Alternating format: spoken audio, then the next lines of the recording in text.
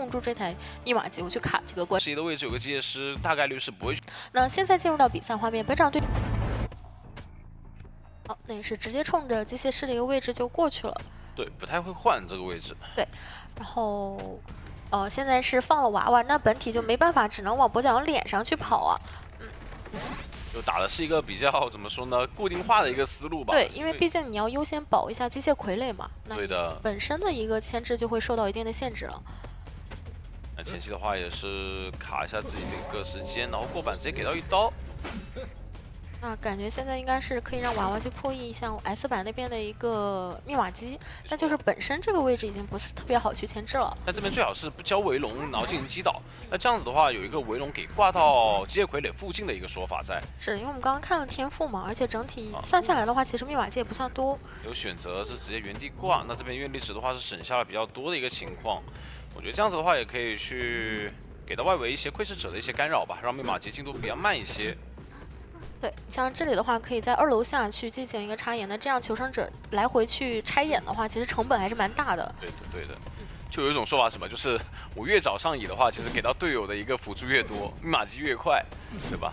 这里的话是直接通缉到李宝，然后李宝的话也是前期就直接摇表了。对的，那交个围龙，想去打一个半状态，这边的话也是把笼子拆掉。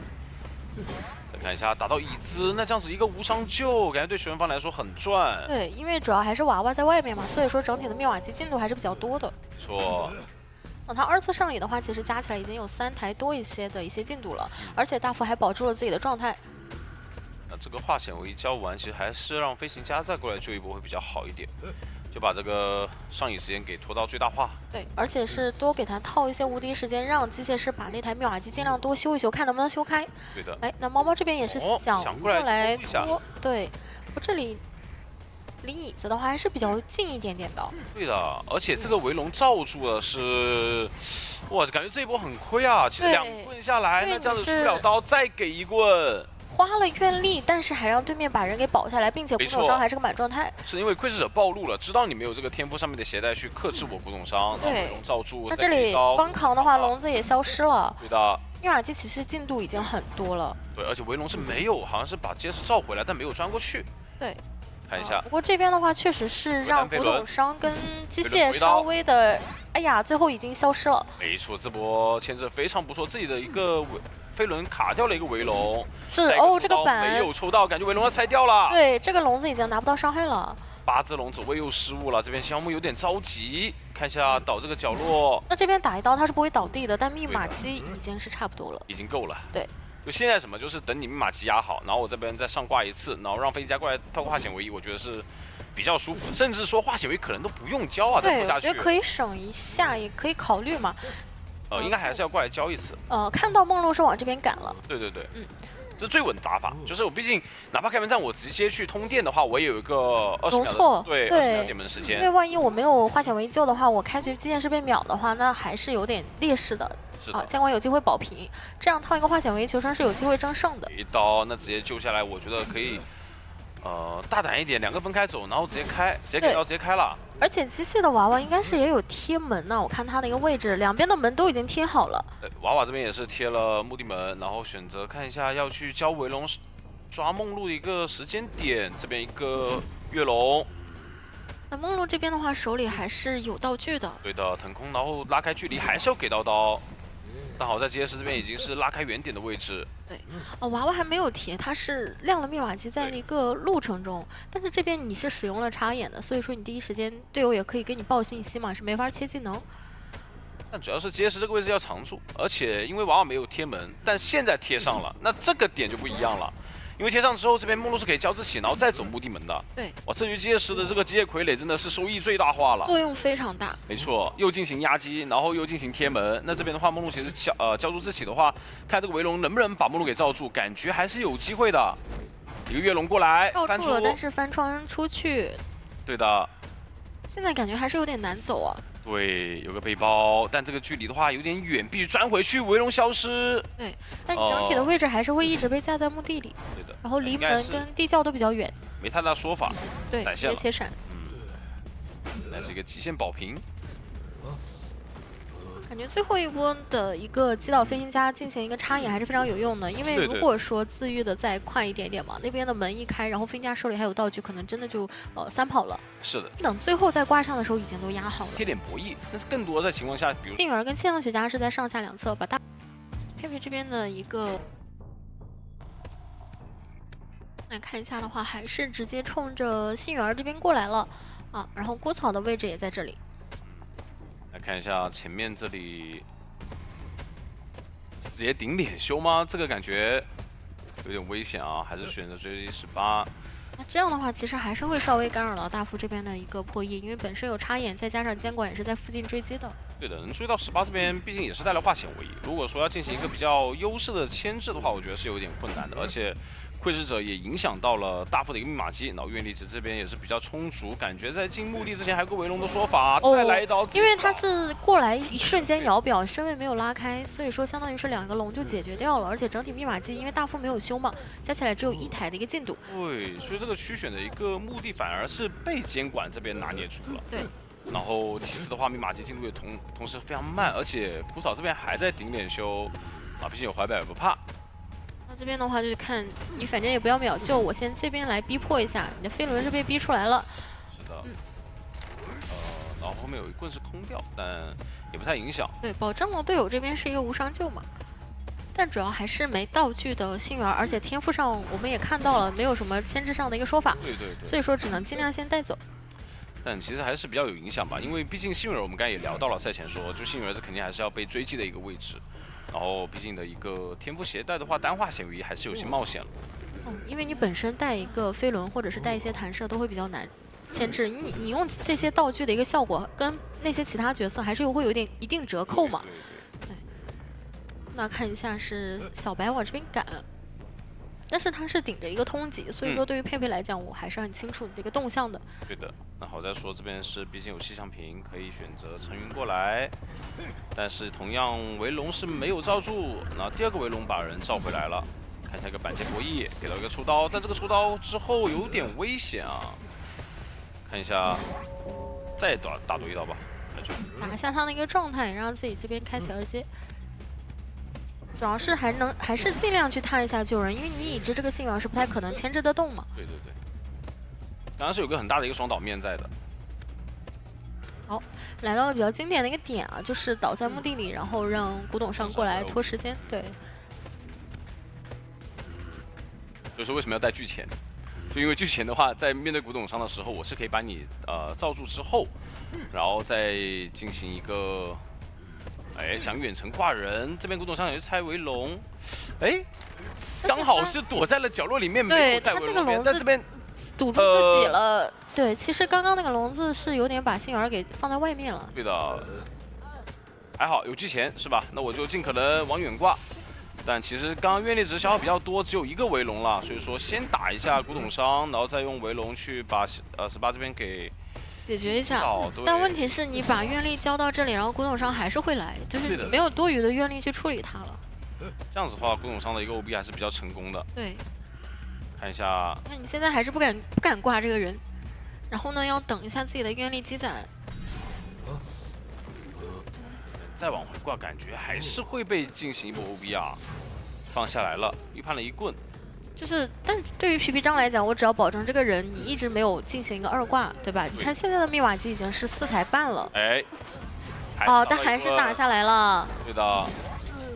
那一个跃龙，一个快速跃龙的话，也是进行击倒。这边古董商的一个棍都进入了 CD， 所以说选择还是把人挂上先，而且没道具了嘛。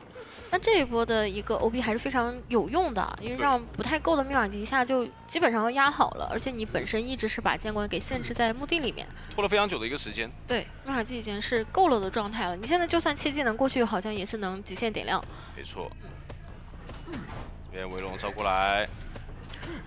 那这样其实枯草他满状态是可以进行压击，然后另外2个人也是有早贴门的，像小白跟皮皮章都是贴好了。这边愿力只是不太够啊，所以说另外一边的门点得非常快，而且这里还有一个车的干扰，导致这个视野会有点受局限。那地窖其实在中场的一个位置啊，距离小白还是比较近的。对，那个围龙走过来，给到一刀没有打到，小白这边板金博弈看一下如何，一个过板刀给到，但直接过板。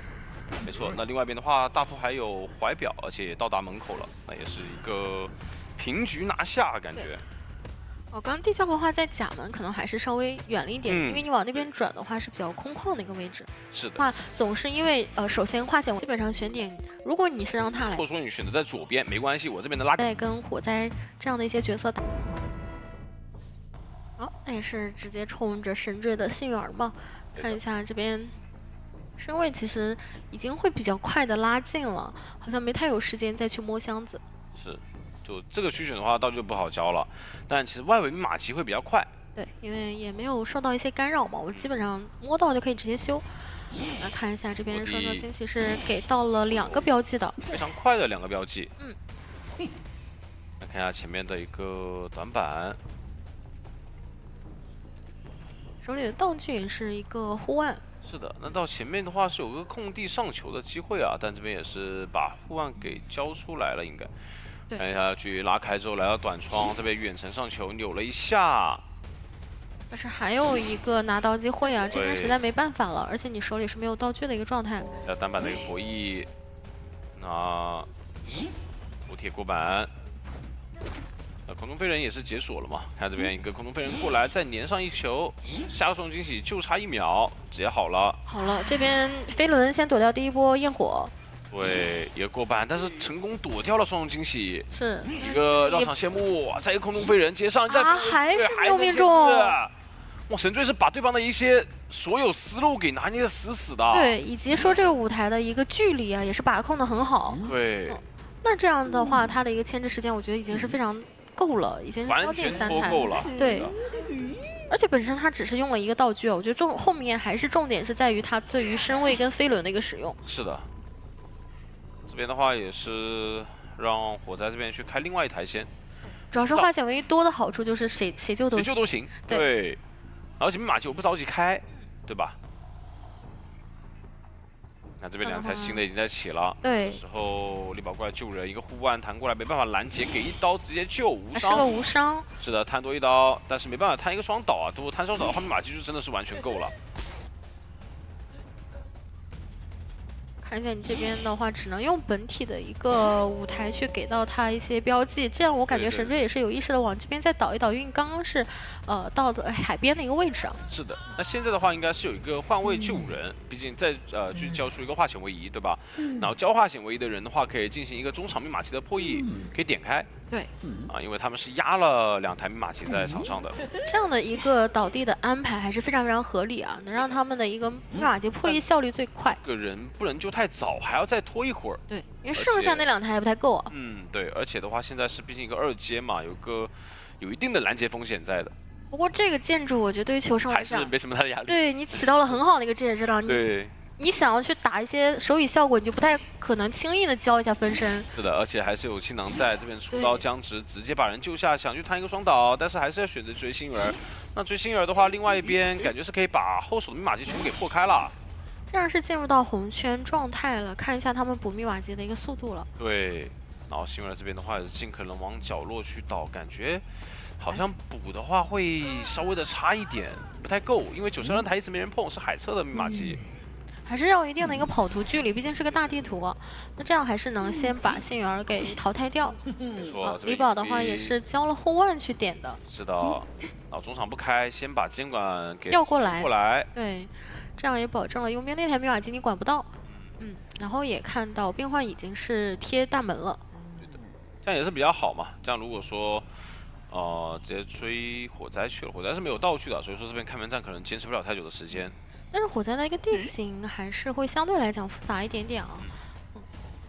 飞人赶路，这边上一颗球堵住位置，再上一颗球直接击倒。对，是倒在大船里的话，你也不太好判断其他人的一个位置。大门首先你是管不太住了，然后李宝那边是个满状态，想要去冲大门，那应该也没法拦。毕竟还有个护腕在。对。整体密码机的话，其实这一局真的就差那么的7%、8%左右的一个进度。对，就是差在跑图上，我要去点亮。如果说这把像有空地的一个双板，对不对？那这个时候我过来排点，如果说刚好选择在了中场的点，格局比较近，是，对你太。好，来看一下哎，确实是直接冲着皮皮虾的位置去了。好，想去拐一下木屋这边皮皮章的空军。但隐约这边是断掉。那这样的话，身位还是让皮皮章这边拉开了比较多的。对。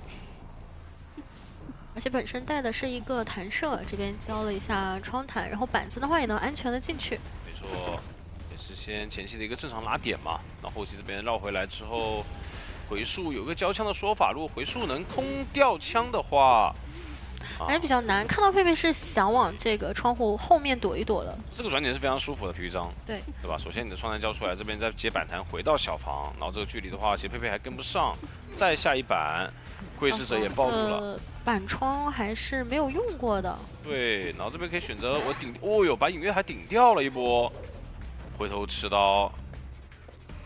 看，主要还是因为你暴露了是一个插眼的技能啊。对。后面那个博弈，我觉得对皮皮章来讲会更大胆一点。而且我转到了最好牵制的点位了。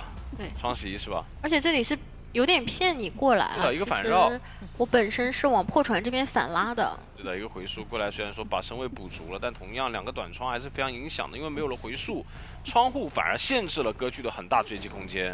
啊，这边一直想骗皮皮章翻过去啊。没关系，还有翻回去的空间。是，因为没有回速嘛，没压力。啊，那这个时候牵制时间就慢慢拖出来了。再看一下孩子，还是解决不了这个长窗。对，只能留残影，然后等回速了。那这边的话，皮皮章应该是有预料到啊。看一下这不翻。那看一下密码机的一个进度，冒险家手里是有一定的，有50的输液，将近3台多了。而且外面2个化险为一套，让冒险家在外面稳稳修是有可能能够的。对，有够的。因为冒险家的一个破译进度是刚好补足了说佣兵这边的一个比较慢的一个进度嘛。那看一下这边是让皮皮虾先过来救人。而且佩佩这边是没有拦到的，已经是让皮皮虾这边贴到了，还没有感觉到吗？那边是我觉得可以再去刷一下那个时间，因为不着急，现在等你过来之后，我再把人救下来。那这样的话也是一个无伤救，因为本身空军他就没道具也不太好牵制嘛，我觉得保住了救人的一个状态，对于球商来讲还是很赚的。是的。然后再往角落去倒。就对佣兵来说，他也不怕被拦截。对。那其实密码机的话，已经是开掉2台，有1台已经压好，甚至另外2台的话，可以让冒险家的密码页去补最后1台。哦，冒险家能挖出来一整台，现在其实差的就是那个37进度的那台密码机了。感觉要够了呀，对，真的是没办法拦住了。皮皮虾在外面修这台的话，它的一个破译速度是正常的嘛？对的，对，不会受到减速，而且这波救人还是有化险为夷的，好像又没有拦到，没有拦到，而且空军这边上野比较久，能比较耐住。对，这边已经是直接原地开掉了1台，然后还在压一会时间。佣兵救人的好处是，他甚至可以说顶一个震慑去掏这个人呢。没错，那这边可以先帮忙扛刀，对，只要卡住这个板子。就没什么办法，佣兵这20秒内还是完全可以帮忙卡位的，然后密码机就差15%了。哎，这边还丢失了一下视野，但这个板子的话其实没办法解决啊，我就堵在板中间。对你要等他倒地切了闪现，但是空了，而且密码机是一个够的情况。直接开密码机。对，这波对于密码机的一个误判的话，导致开门战确实断送了自己一个争多抓的面啊。那这样的话，其实他只能去针对皮皮章了，剩下3个人往大门跑，他是拦不住的。然后皮皮章呢也很明确，我就往小门方向带。对。感觉这边是对密码机有一个误判了，导致说，但主要是因为冒险家的对局，他有1台机开得太快了。确实，这没办法。对，你不清楚他的输液到底前期有没有用。因为皮皮章其实前期牵制的非常好，对，他的一个转点是基本上让歌剧这边是没有任何反制空间的。首先我一个双弹到了海边的位置，然后枪的话命中了。因为回速对于歌剧来说是很重要的一个技能，它是一个取决于你第1刀的命中的一个情况嘛。然后这一局的话，首先毒点上面，佩佩被13，皮皮章的话是小嘛，其实选点上的话，我觉得对于看到也是同样跟我们说的，赶到差不多2个门的距离了。没错。也是放猫赶路，小门方向的猫猫先帮队友这边连一下密码机。对。啊，自己还修起来了，先修就觉得反正你要来追我了，对吧？那我不如修一点是一点，而且就是这样的举动，让监管这边第一时间没找到他，觉得你肯定7的进度，对他觉得你肯定要拉点，对吧？没错。这样的话也是自己给自己造了一个板弹。没错，那前面的话下板这边踩板之后还有下板空间。对，身距的话不够到一个眩晕的距离。不过这个窗是不太好翻了，对，因为本身你沉默掉了，没有办法交电。那再交一个窗弹，密码机的进度还是比较快的。是的。我先要到中场的密码机一个进度。那手里的移形也好了，哎，怎么看李宝要过来？应该是要给他辅助一下。但还是要看这个猫能不能咬中。迷烟炉虽然说这个是有一个遮盖效果，但是同样很难去。主要是猫它是可以去穿，对，穿过去的。你这个迷烟炉要让这个猫咬不到囚徒才行。对，反而是让自己的视野受限了。对。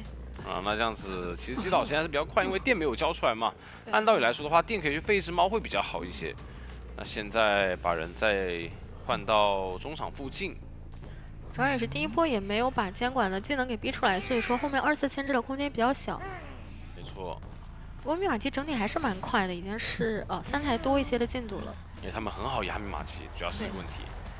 这边陈云过来把猫收回来，有个拦截的说法，一刀，但是猫回来的速度好像偏晚了一点。对，因为猫放出去比较远，那这样的话是比较常规的一个救援，没有给到很多监管这边节奏。是再带走，然后去导到另外逃到大师那边吧。然后他把线给连一下，因为这样子的话可以补足到后期他们要跑图的一些时间线上的一些问题嘛。这里的话稍微干扰到了法罗啊，因为是把猫给往这边召回了。对的。然后再把人往这角落一挂，但法罗这台密码机是多少的进度啊？99。哦，开掉了。对。因为你这边技能没交，首先底牌也好了，所以说还是必须得强开的。那这边的话，两个人有一个换位，但是外围的话，其实李宝贝拦的位置比较远，而且猫是咬到了，不过因为它有一个小被动在啊。对，但是还是被晕住，把猫再牵回来。有个拦截刀的说法，看一下猫回来的时间好像又晚了一点。哦，对，还是先救下来猫，对的，才过来。但是同样双打还是有，但是密码机的整体的一个进度来看的话，其实是还是比较欠缺的啊，欠2个半台呢。对。可能需要97那台亮掉以后呢，2台5、60的要快一点点，但这边逃脱大师它支撑不了那么久。对。但是这边电去废只猫，但同样还是被打到一刀。那这样把囚徒挂飞之后，还是有机会把逃脱大师也给挂一下的。对的，对的。因为密码机进度确实是不够他们亮，而且两个人是比较近。而且这个位置打拦截，你只能让法罗来救人。那法罗救人还是会比较慢一些吗？对，而且我挂了椅子，这个椅子很优势啊，这个椅子真的是拦截空间很大。而且你现在2个人的位置我是能摸清楚的，因为你刚才连线开的那台机子已经开掉了。对。然后你现在再亮的密码机，就代表是你要过来救人的那个人。哎，但你看，所以说得2个人一起来。这边其实梦露好像也在往这边靠，然后法罗去给到一些视野的受限，这边。哎，想打个 A， 但是把这个猫以及说监管的一个位置给骗过来了。那这里持刀的话，另外一边是可以半状态无伤救的。没错，但是如果说倒在密码机旁边的话，也会有一定的影响。但你现在猫的时间也好了，往这边一照，你是没有办法破译的，你会被沉默。被沉默，然后这边把人击倒之后，首先有底牌，难道说被踹，失常一脚？我觉得吃一刀以后。可以往远拉一些，因为你回这台密码机的话，使徒的技能就算他没有失常，也可以让你第一时间修不了。那这样一旦沉默，我就给你击倒挂这儿了。对，只要现在你补好状态了之后，我还是能摸清楚你的位置。对，因为你刚刚就在救援下来的一个位置附近嘛，而且你去新修的话，时间肯定来不及。来看一下这边一个手语怎么去打了，一个纸猫过来，哦，一个极限躲开没有晕到。对，但我同样可以出去逼这个人，反正是要过半的一个进度。他们还要打这台吗？我觉得对，不太好去运营啊，因为这台密码机你带不走。主要是怕拦截，但这一波的话，其实对现在木来说，我就拖你过半的。对，现在你谁修这台，我就打谁也行。或者我把猫放在那里，对吧？对的。然后你外面有一个半状态的人，他不可能过来救。还是得让这个满状态的气象只要这一刀针对打到就行，如果打不到没关系，我再控场。那我就再管密码机，因为修密码机的人也是个半状态，也挂过，也是挂过的。现在这一波就对，那就追李宝，对，然后继续把人击倒挂在这儿。那这样子的话，李宝这边是一个2挂状态，如果说这一局这样子打下去，可能要面对一个4抓的一个情况啊，所以说得互相先去拉开补状态，然后争取看怎么样去跑一个会更好一些。就拉开的话，他们就已经没有办法补了，只能说有一个人舍弃掉自己在附近去卡一卡，然后另外一个人再去破译一下。因为毕竟法罗这边是可以把这台密码机的一个进度给调过去，让它稍微快一点嘛。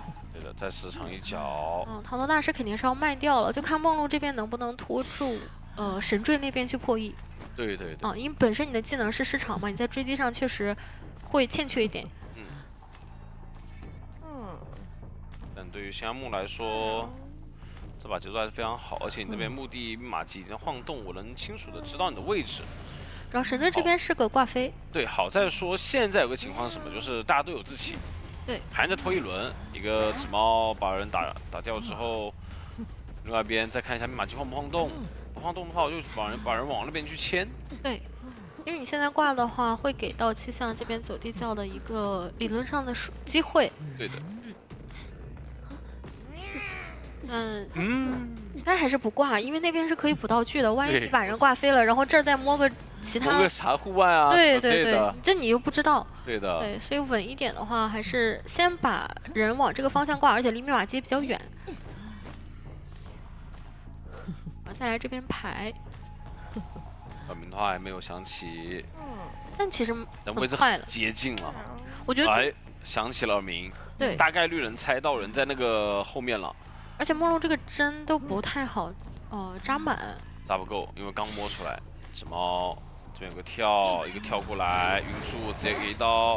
然后那边起来的位置的话，我大概率是知道的，我还可以把人往那边牵，没有选择是直接走过去，就直接放在这儿了。因为主要是法罗那边的话，也没有什么其他地方可以去啊。刚起的位置是知道的嘛？但是排的是里面的方向，刚刚好视野有个。但往这边看应该能看到。脚印了。对，红毯那边方向还是比较明显的。没错。那就等下一只猫，因为现在也是处于一个隐匿状态嘛。手上刚才是摸到了一个护腕。那我觉得梦露刚刚省的针还是比较有用的，因为这样的话，它可以用这个相当于一个满针，把自己再给扎好。对，护腕交出来，但是2阶的使徒安要去扭掉这只猫有点难了。跳晕，反面下刀，给到一刀直接击倒。那看一下他的倒地淘汰进度已经是过半了，然后梦露那边是一个满状态，因为他是压了针的，然后再往墓地那边贴是有可能去走掉这个，但是得看仙雾梦这边到底多快能排到他。我觉得这边已经是要排到预判到他会反走了。但是吗？刚耳鸣好像响起又消失了是吗？一个跳消失了，所以说导致他误判了。很担心这个地窖，对，看一下，导致他误判了位置，因为当时那个跳之前好像是有耳鸣的，反而是跳了一下没耳鸣了，就出现了一瞬间，但是已经跳出去了。对的，那这样子的一个误判的话，看一下，如果反正先去摸他，然后你要是打的话，他就直接淘汰嘛。对，我这波应该是要摸起来了，那把人摸起来之后也是意识到一个人员的分布。那其实这个时候你可以优先去打气象的，因为气象这边它的一个倒地淘汰进度没有法罗那么极限。我感觉当时不摸会不会？我觉得不摸会好一点。对的，因为他马上就要飞了。对的，马上好像那个血挺快速，而且一直没有排到嘛。然后你这边如果说想站出来溜的话，你得拖他基本上修一个70%的密码机，但我觉得很难，有点难。对。现在倒地，我又有一波换人的机会。因为毕竟地窖位在墓地，你这边爬到墓地有点太过于远了。而且我很清楚，知道你刚刚在小推啊。对啊，你这修密码机我是知道的。我觉得其实刚刚再苟一会儿，然后去满状态走地窖会更好一点点。两个人完全并行的一个状态去拉点，然后这边是顺利排到，等下一只猫。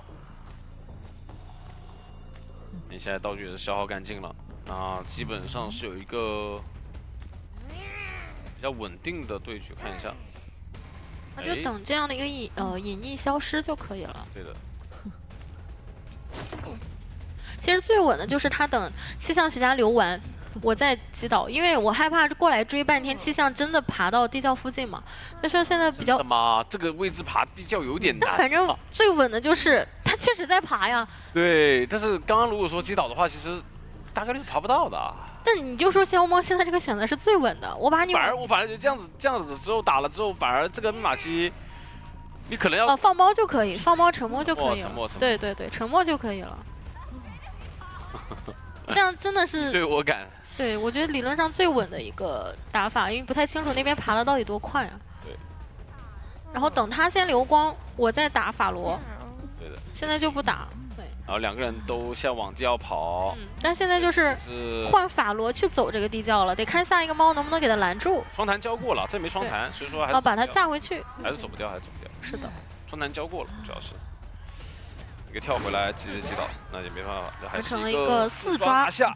那我这个已经是一个绝杀了，因为这边也是牵制了70秒，然后离不住状态，没有说，然后能想到他会打一手艾维啊。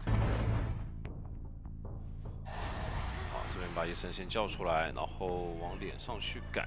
这是枯草的逃脱大师，也是在拉点了。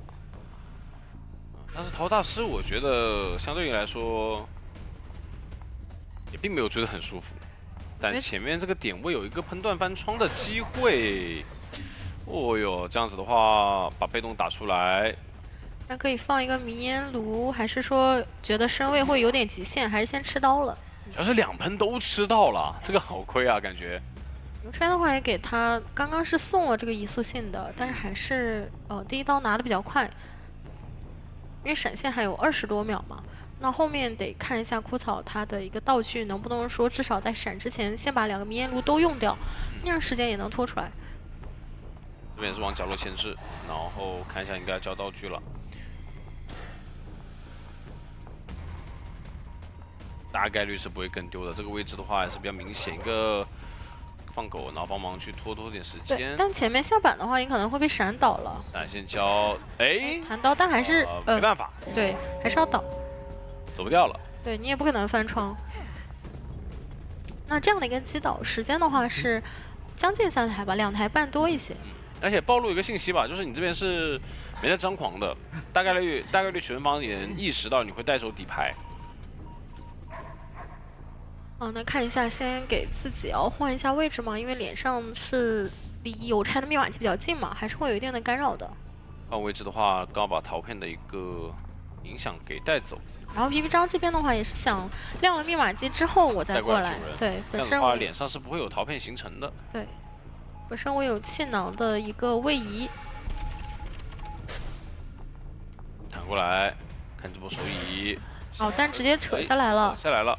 对，帮忙收一下气囊，但是苏仔这边也就顺势踩了，想传到中场看一下能不能拿到邮差那边的一个状态啊，但是邮差那边是提前撤退了94的一个侵蚀度，所以说还是只能把1-4人先回来管一下枯草，因为现在他需要多的存在感才行，他是带来手底牌的，他没有2阶，而且刚刚救人是个无伤救嘛，无伤救的，相当现在只拿了3刀，就手语上面他得多拿状态才行，他也知道，就球方也防到了，对，再补上一个陶片，但是这边把人挂上，陶片应该是能拆掉。看一下，拆掉一个，这边有2块，把1-4人招回来。但问题是，陶德大师老是会给自己换位置，对，整体的注意力还是要放在这边。对的。然后外面的密码机就很难控住。主要说再救一波的话，其实密码机差的是57的那台。有机会能够。所以现在要重心放在57的台了，还是火灾过来救人，把气囊弹开。已经扯下来了，又是一个无伤。这边有一个迷烟炉，有机会吗？但是哎呦，如果火灾先抢到这个缝的话，那就够了。对，再找一个气囊堵住。这边再给一刀，但是同样其实只满了。密码机差一点，想摸吧，但是能打断。哇，又一个气囊堵住。不过密码机是可以亮的。对的，弹开。哇，这感觉有点混乱。小角落发生了很多事情啊。是的。但是同样，其实这一局的目的性完成了呀，就是我这边救人下来，并且拖到密码机够。主要是让你2阶开得很晚，到开门战的时候才开。你前期没有2阶去控场的话，没有什么压迫感的。是的，甚至你14人刚刚也在这边嘛，然后所以说让大门被拖了45的一个进度。现在就是大家再去拖一下你的挽留。对，一个传送到大门。对，但这里的话是法罗。已经是提前拉走了，而且他一个隐身状态，你也不好去终结他。现在就是怎么说？现在就是尽可能看能不能找到闪现的节奏，然后进行一个击倒。然后如果真的要去争4的话，甚至可以去切个窥视者，然后去控门。但这个会有一点风险在。哎，但主要求生的话，两边门都不给你这个机会啊，都是假装我可能要去抢门了，其实是把你的传送给骗过来，然后再进行一些牵制。对，然后再技术法罗传过来，伊森同样在这边，另外一边逃骗传不了，闪现。但是法罗有这个隐身状态，他是 CT 好了才过来的。对的。所以说他有这个牵制的资本。那这样子现在没有闪现，把伊森收回来，另外一边门在点，没有终结能力啊。对。看一下喷一口，哎，板间博弈一下，哇，这个反弹 ，PP 虾地窖的位置就在大推，其实，但这里的话，能进逃骗区域可能就没太大办法了。对，其实都要满了，应该就要倒地。但这样保证了队友的一个出门啊，也是让他们多拿了一个净胜。对的，这样子的话，另外一边也是拦不住，还是一个平局拿下了。是第3局GG这边继续拿了一个大分，对，然后跟队友后期的一个也是非常不错的数据。还有一个就是说，你第1局的时候要不要这个点的话，其实也是有他自己比较难受。然后星源这边包括牵制位。进入比赛画面，我们来看一下东玄这一波直接是往中场的方向走啊，逼迫大家四散走开。然后卡梦这一局的话呢，还是能够稳稳的把这个箱子翻出来，但是可惜是个香水啊。但是第2次许愿肯定是能中的啊。不过香水其实在牵制跛脚羊，我觉得还是可以接受的，还 OK， 对吧？也还 OK 的，但是肯定是不如怀表了。当然，看看这波先玩一个荡绳过来。直接罩住，想看一下卡梦这边应该是准备控制一下刀气的距离，然后浇香水，打到一刀，直接回速回来，手里还有把枪，第1波危机算是惊险度过。这个密码机是已经贴上了，对，因为他的目标是很明确的，经过的时候我稍微干扰一下，然后我该修还是修，不用那么的害怕。哦，你看东玄其实还是挺细的，知道手里有枪，想用这个数去挡一下，但是卡梦这边更是很有经验，是吧？2位老选手之间一个对决，感觉像东玄的话，他是很想去快速拿刀，所以导致说这个刀气有点不够，是他也是想要去拿一刀，对，有点预判出刀的成分啊，就希望求生者这边被笼子吸过来，或者一个走位失误走到刀上来。哎呦，这边一个交互直接卡出笼子了，卡梦。而且下一波围龙的话，其实还有个飞轮，感觉有点毁了，因为现在你看这个愿力啊，他完全续不上啊。手里还有飞轮，下一个笼子都不一定能击倒。是的，这波的话还能再玩一个荡绳。下波围龙加闪应该差不多，对吧？但已经很久了，就已经很亏了，已经有点太久了拖的。能省闪吗？哎，也没交飞轮，感觉交个飞轮的话，有可能能逼个闪现啊。前面的话能玩一下笼子。也不是很大，因为其实密码机方面的话已经将近3台，而且脸上的话就已经是有一个带化险为的人。可惜脸上的人被通缉了，可能要承担比较大的一个牵制压力。这边也没有选择自信闪过去啊。末世的话，其实多拿几刀还是挺赚的，给到一刀，这样的话只拿半刀这波救援。哎呦，阿瑟这边还不着急救，既然还想再拖一会儿，我再拖一下，因为这个每1分每1秒都是外边顶着加12的速度在修啊。好，那这样的话，卡梦被极限卡班救下来，硬开笼子，然后倒在不干扰队友的密码机的同时，尽量靠近无心。找赤红去了。对，他这波的话想法是想让16下来，然后直接让弓箭手过来 OB。是的，看要不要补图避弩。这边不着急。不过你第1波因为技能是没有吃出来的，所以还是有一些风险在里面的。罩住了，龙武功蓄力，但是椅子在对椅子有点太近了，白来一趟这一波。主要是他倒的一个位置离狂欢之翼实在是有点太近了，所以就算赤红已经提前过来了，还是有点没法操作。倒的位置有点没沟通的太到位，是吧？一般的话可以倒在河的角落，或者是贴墙，对，至少离椅子会有一些比较远的距离，然后有一些操作空间。那这一波赤红是打算直接救了，那这个局的话可能有这一节奏波过来感觉飞轮飞轮了。这边的话，因为他笼子是封住了椅子的交互啊，所以他必须得飞轮操作一下东玄这边打到椅子才可以救。其实刚刚那波还是有一些救人上面的风险的，有风险，不过是被赤红这边规避掉了。对，因为东玄也很急，他想赶紧把这个人守下来。对，啊，所以出刀急了一点。那现在的话，其实维龙的愿力并没有那么高。钻，再钻啊！但是这边已经没来得及接近笼子的边缘。但是马基马上就要压好了，而且愿力有点不太够。是的。过来，其实赤红可以给这条交闪了。交闪。那这样的话，开门战还要补一手龙武功的100%撕裂值的晕。闪现交了之后，这一局可能要奔着一个3跑去了。现在愿力也不够，脸上的人都没有办法处理，因为卡芒手里边还有一个飞轮没有交。这门的话，其实你也管不太到，已经马上就要开掉了。是的，在弓箭手那边你也有点拦截不了。没错，因为现在没有愿力了，他就只能走地过去，肯定是来不及的。这时候的话，如果是一个满愿力，可能还能争一争，但是确实是来不及了。那这样的话，最终 GR 还是完成了3跑。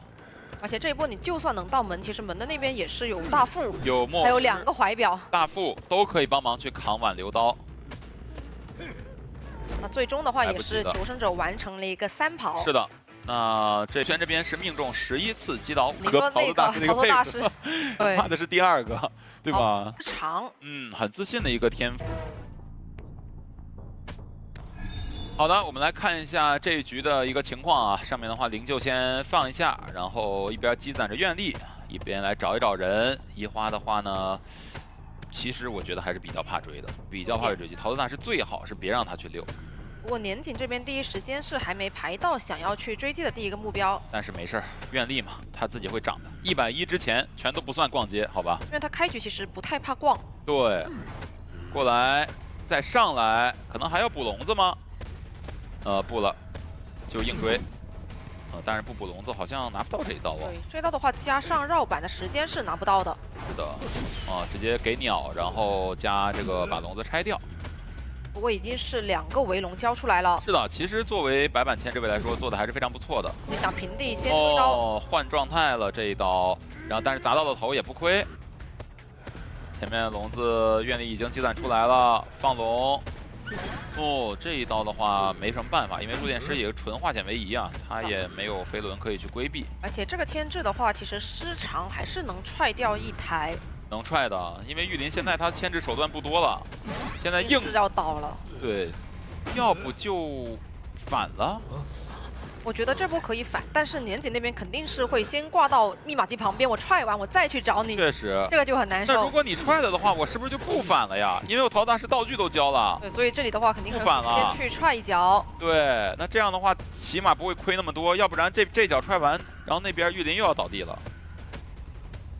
看一下移花这波救援啊，桃子大师还是要发挥他应该有的一个作用。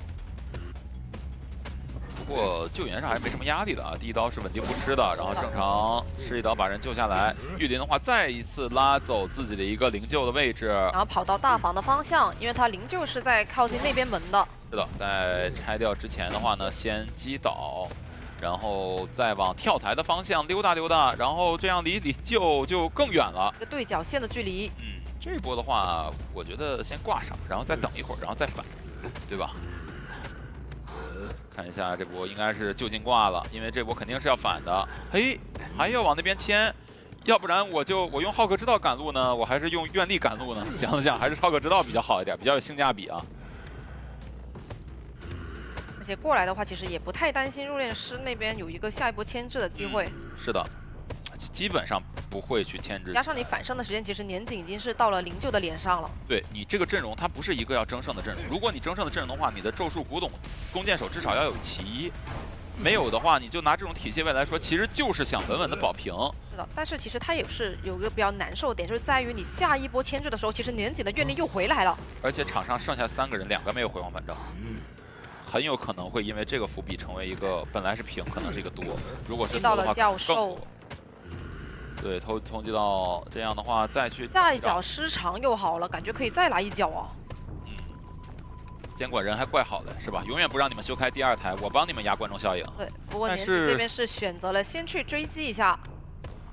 但是的话，还是把密码机修亮会好一点啊。哦，这边先骗一下鳞片，再交没法拆了。哇，飞轮2个鳞1个飞轮，哎，不过大龙这一波还是阴差阳错的把这一刀给规避掉了啊。要不然2个鳞片1个飞轮没躲，2刀1刀还确实很亏啊。过来看一下这一波愿力值还是非常足的。哎，走交互他是交互应该要被吸过来的，这边假拆过来没什么办法。但是已经是被击倒了。对，现在场上还有3台密码机。对，脸上那台直接过去的话，感觉修不开。哎呦，一花倒了，一花还是被吸过来了。那脸上还有台遗产没开呢。是，感觉有点毁了这一局。这一局的话，脸上有台遗产，市场也可以踹，是吧？反正踹了之后也没有什么亏损，而且已经是知道密码机不够的情况之下，我觉得真可以来一脚。对，因为你现在就是手上还是有人的嘛，还是有2个人。那先知的话还得过来救人，密码机还是没人修。其实感觉有一个问题就是，你可以把椅子挪走遗产机，但是你不能把遗产机挪走啊，我还是可以在原地去踹的啊，这个点还是挺关键的。先看一下先知的状态。博小阳带一手失常，确实比较考验求生者的一个牵制点位，就是你真不能往队友那边走，你就算死，就是倒到这个原地，也不能说干扰到遗产。起码你要博小阳去踹的话，你费他点冤力去踹也可以。现在年检的话，想要知道那台机有没有人在修，因为提前一花的话已经是交了一个迷烟炉，所以他不太想让这2个人去摸状态。对于年检来讲，现在就是看见谁我就追，我一边追，我一边压迫你密码机。哎，这边把自己关起来了，哎呀，单人间这个确实很久不见了啊。哦，钻过来再钻回去，跟钻的话有刀了。是。还是在抢那台密码机，但是那台密码机感觉你挂上了之后，就直接会去管了，还是有点抢不开。愿力还是够的。一花这局不会要被踹3次密码机吧？这也太惨了吧！哎，那这样的话，每次保护密码机还都要付出点代价。他没有绝处逢生了。对。我现在还是可以把人去挂在这个地方，压住你这台大遗产，因为也是没有选择去新起一台密码机，想要去抢脸上这台，但是我一个围龙过来，时长又好了，给到刀，趁着化险为夷时间赶紧套出来，然后化险为夷时间再抢一抢，再给刀打断一下，但感觉不太好抢呀。这抢不开啊，一个人。但是他很努力了，尽力了。就这个化险为夷，它性价比还是挺高的，是吧？我又救人，又修了点密码机。一花跑的还怪远的呀。已经是不太考虑，是去救了。你看少天就是燃尽了，但是的话呢也没办法，只能说先坐椅子上冷却冷却。准备想办法去跑一个，是想办法走一个。现在2个人最好就是离密码机咱们都远一点，然后呢，咱们就指望他没给我一刀，我加25的一个倒地淘汰进度，然后看看咱哥俩谁能走地窖。是的。哎呀，这个笼子啊，但是影响不是很大。回来的话回到原地。而且这把其实他们跑一个的几率还是有的，因为密码机够多。有的，是的。但是也有个问题，就是其实他们没有回光返照。对。然后也已经有一个没有绝处逢生的了。是。而且就是这个被追击的这个。哎呦，这一刀很险，摸到密码机了，他也没有回光返照，击倒也没自愈，密码机点亮。那这样的话，感觉大龙也不好走啊。几率并不是特别大，因为你其实知道大龙它的一个半径范围在哪。对，我刚刚开完密码机，是吧？你无非就是大门、小门，要么就是绿河附近。对。先过来。哦，这里没有耳鸣。对，那就去排荡绳附近，然后来这个绿河，而且还应该还看到了地窖的位置，然后有耳鸣了，那这就没办法了，因为一花他是没有自愈的。不过现在耳鸣消了，年姐这边很怀疑啊，反走一下，但是反走那边没有给耳鸣，继续往大龙的方向去追，又有耳鸣了。他这个排点还是很有思路的。就是先左再右，然后再后退再前进的这种感觉，就感觉已经是这个没办法，骗的还是比较好的。那完成一波4抓，这样的话 ，GR 第一局是来了一个8比1的一个大比分领先。没了，扣你40点，下来之后我再倒远一点，后手会比较乏力。可以空军或者飞行家，瑞丽，然后这个。好的，进入比赛画面啊，上来直接单挑一下季影啊。新人选手上来直接单挑是吧？考验一下，不仅是操作，还是心态，你稳不稳？啊，当然从克制关系上来讲的话，倒是并不太吃亏，而且这个地形的话，甚至说飞行家还可以是一个小赚。是的，不过这个地方的话是有机会的，看一下季影。翻过去，两面包夹，然后继承信徒那边破板，猿人信徒从另一个方向跟随，季影的话翻窗过去，不过这边直接交大喷上小船，非常漂亮的一个喷点。是的，直接是冲出了你架住的这个包围圈。对，那你现在没有办法去进行一个包夹，只能再去调动信徒的位置。是的，新人上场手还是比较稳的啊，这些基本的点位是，哎呦，有点风险啊，这个看的有点吓人，给我看的有点道心不稳了哈。那不过也没事，好在是不是一个震慑啊？这边交出了一个本体狗，然后看一下信徒的一个位置。到这里的话，想要去抢一手窗，窗咬掉之后，这个地方应该是要倒了，这样没有送出寄生信徒，原生2刀，然后也只吃了一个巡视者。对，那这个的话，其实前期对于梦之女巫来说还是比较能接受的。对，这就是喜忧参半的感觉，是吧？前期一看这固定点位喷的是很熟练，错。然后后期的话呢，又是有点没有稳住，不过也不要以一场论成败，对吧？是。不过这把的话，其实他们救人位上面是选了一手佣兵，我觉得佣兵其实打梦之女巫还是比较舒适的一个救人位。还可以的，对对对，不像其他的救人位，可能他只能救1次。佣兵的话，如果密码机救，甚至可以救2波。不过这波补了一个寄生啊，这边想击倒一下季影，但是这波季影的话，他是用了一个。这怎么说呢？圆形的这个弧形的一个3连喷啊，想去进板，反而是有点耽误了自己一个拉点的进度。是的，而且过来的话还是想给吴昕那边去干扰一下。是的。原生信徒也跟过来了，无心的继承信徒也跟过来了，一个破板，一个切闪现。哎，不过话说，这个闪现闪过去也拿不到刀吧？人家不好说，身体不够，而且也弹护腕了。但是有机会说在你护腕一开始那会儿是有机会打断的，打断是吧？但这个空了的话很亏啊。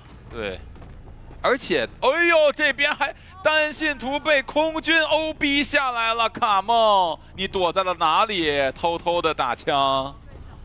那现在的话，密码机是3台，但是东玄手上已经是没人了呀。现在就是，哎呦，还要帮忙驱一下信徒，硬驱补一个空军的信徒，但是佣兵的得先驱散。空军这个满状态倒无所谓，需要帮佣兵去扛一下刀。佣兵这边不用帮忙，直接弹护腕走。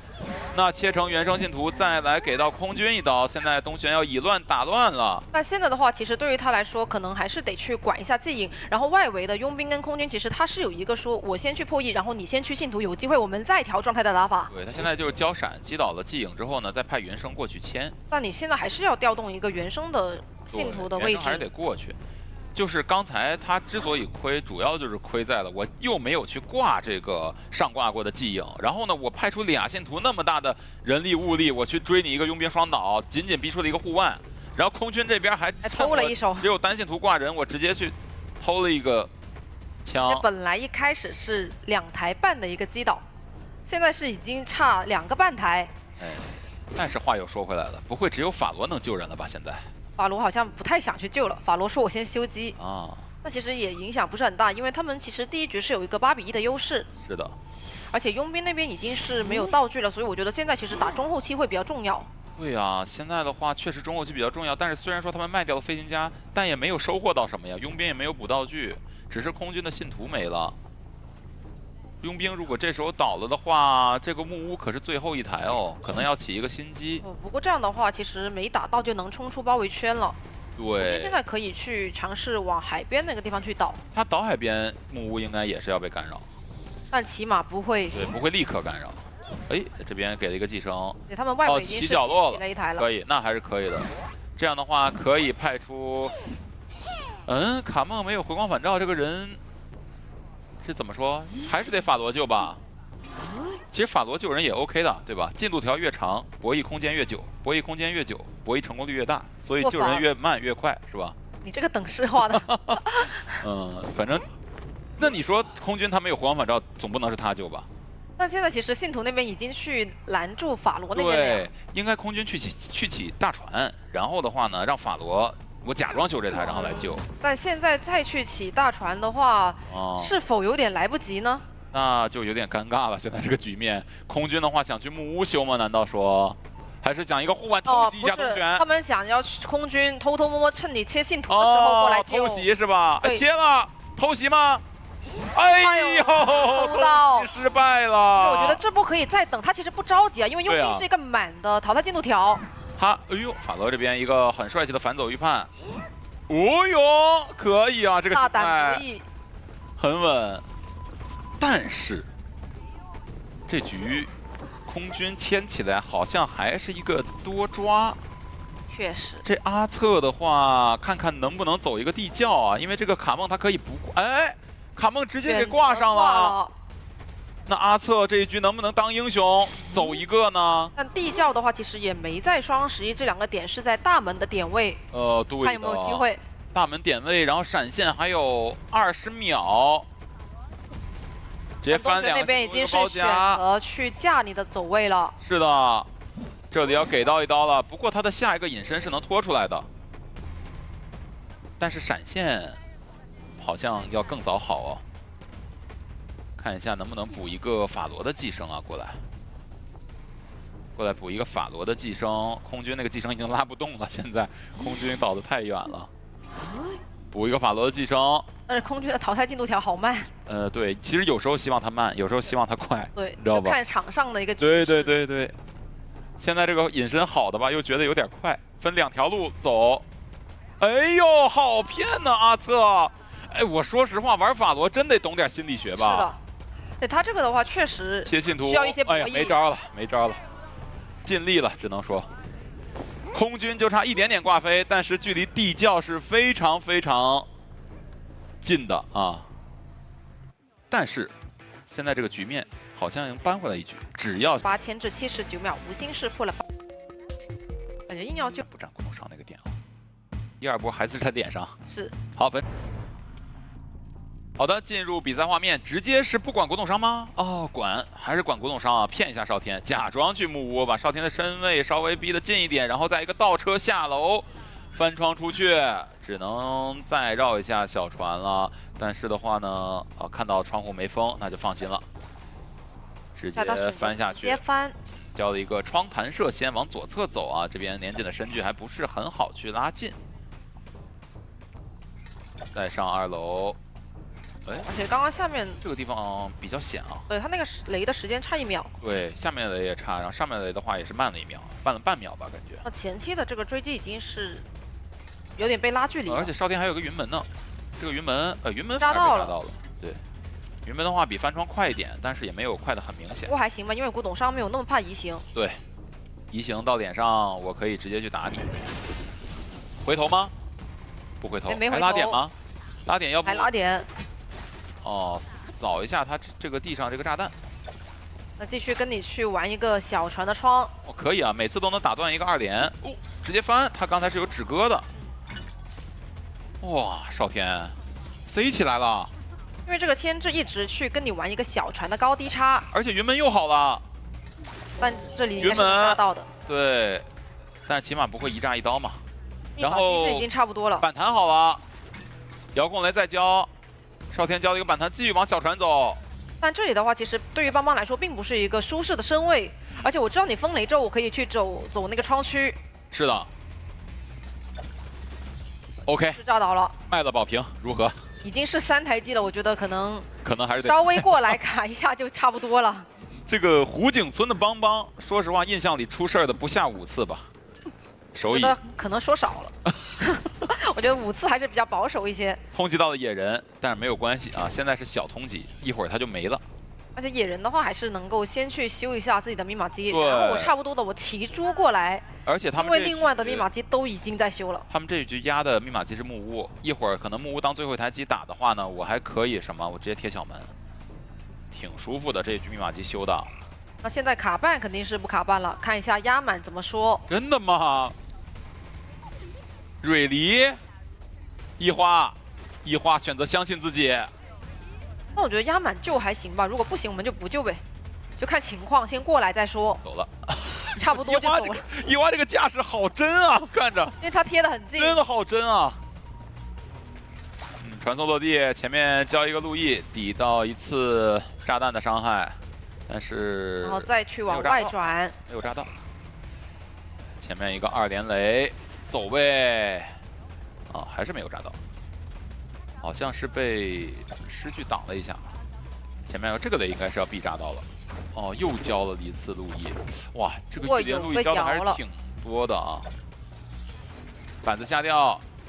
哇，遥控应该这不可以去封了，然后引爆。哇，这个夹缝中求生存的写照啊！不是落地之后击倒的有点快哦，咱就是说。但密码机其实很多了，我觉得他们这把跑一个的话，这个密码机是够了。确实，但好像这次真的得救了。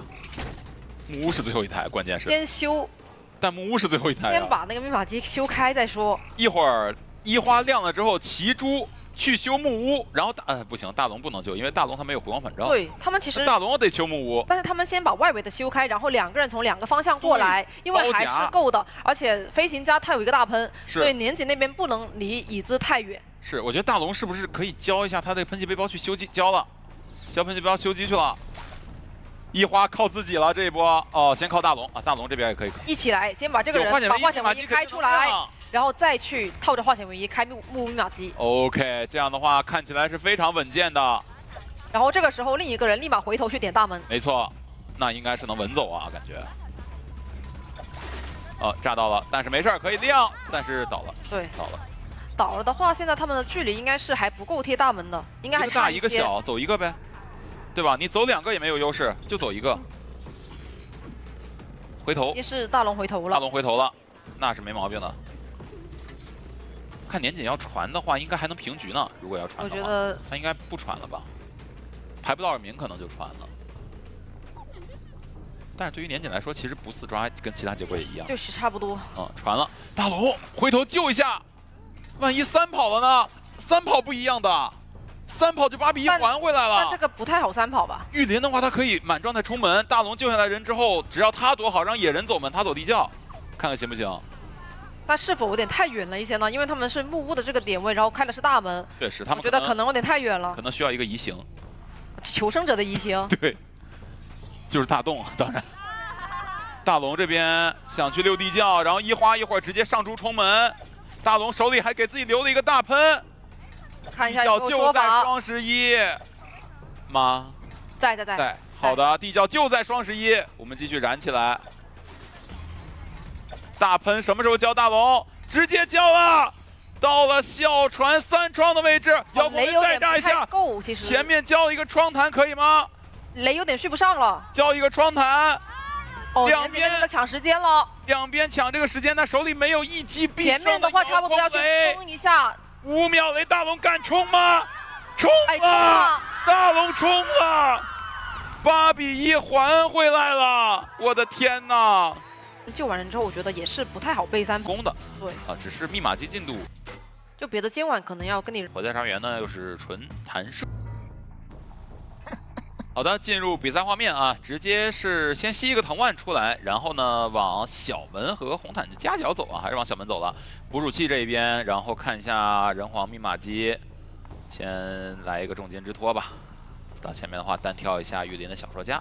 小说家的话还是比较克制到杂货商的啊，但是还是需要自己要有这个操作啊，溜一下。我这个点的话，其实还是有挺多操作的空间的。对，因为它板区上面还是长板会比较多。交藤蔓啊，这样的话直接一个藤蔓了。他还故意往柜子那边躲了躲，但是还是被缠住了。但你前面这个点其实对于杂货商来说压力不大。先逼出来。门开了。他是开完之后才这个交的，对，交的隐喻啊。那前面这个板子已经是清过了。是，再开一个门，一个刀气加强，重金之托，前面要提前交飞轮翻。哦呦，这个刀确实有点梦想刀了。所以也是把移形给他吃出来了。没办法，那这个牵制时间是明显不够的啊。作为一个小说家来讲，不过好在是没有地下室啊，选择了一手就近挂。也很难受的是在于你这个地方其实比较好牵制的板区已经是处理的差不多了，所以下来之后你可能能够再进行第二波牵制的机会比较小。对，我觉得小之家牵制杂货商的秘诀还是不要丢失在他的视野之内，对吧？最好是保证一个我的隐喻和你的技能同时交，我给你打断。哦，这边吃到一个这么远距离炸一下，哎，想交了一个藤蔓之后，突然回头的一手，想叠算了，还是分开走了啊，分开走了。拉拉队员直接去起小门，下一波的话应该是大副亮了密码机再过来救，然后再导到墓地的方向。不过大副应该还是在修吧，那一台应该是大副在修的。哦，没有，火灾大伤员亮的。大副的话已经提前过来了。哦，一花已经提前过来，走中场的方向，直接过来了。挂到墓地这一波的话，尽量看能不能让小之家再溜一溜啊，吸个树叶啥的。当然16的话把技能逼出来了也可以接受。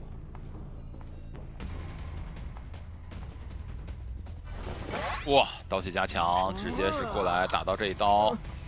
看一下再帮忙下个板。想帮忙扛。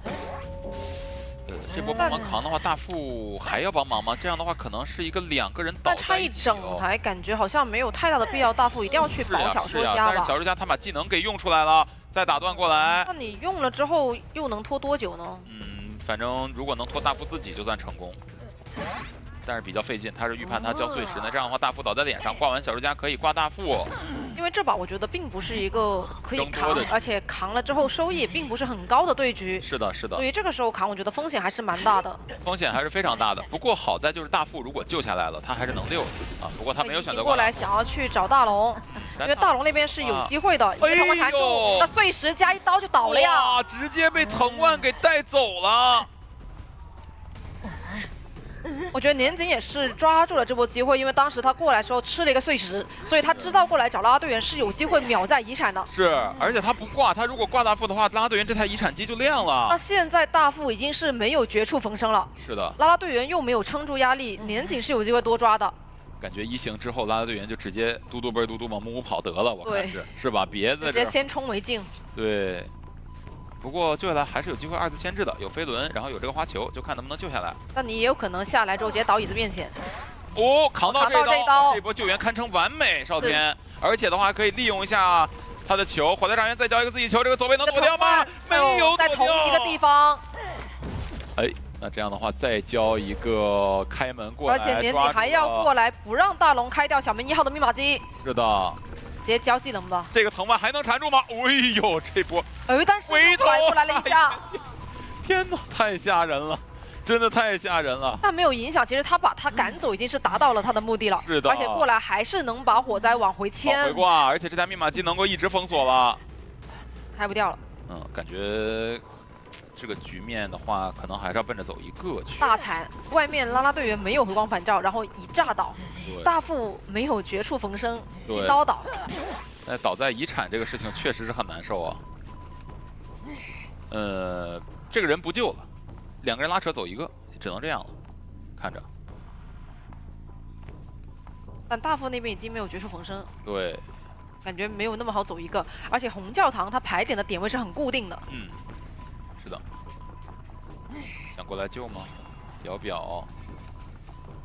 看一下这波要不要重金之托来加强一下刀气啊？还想抢修吗？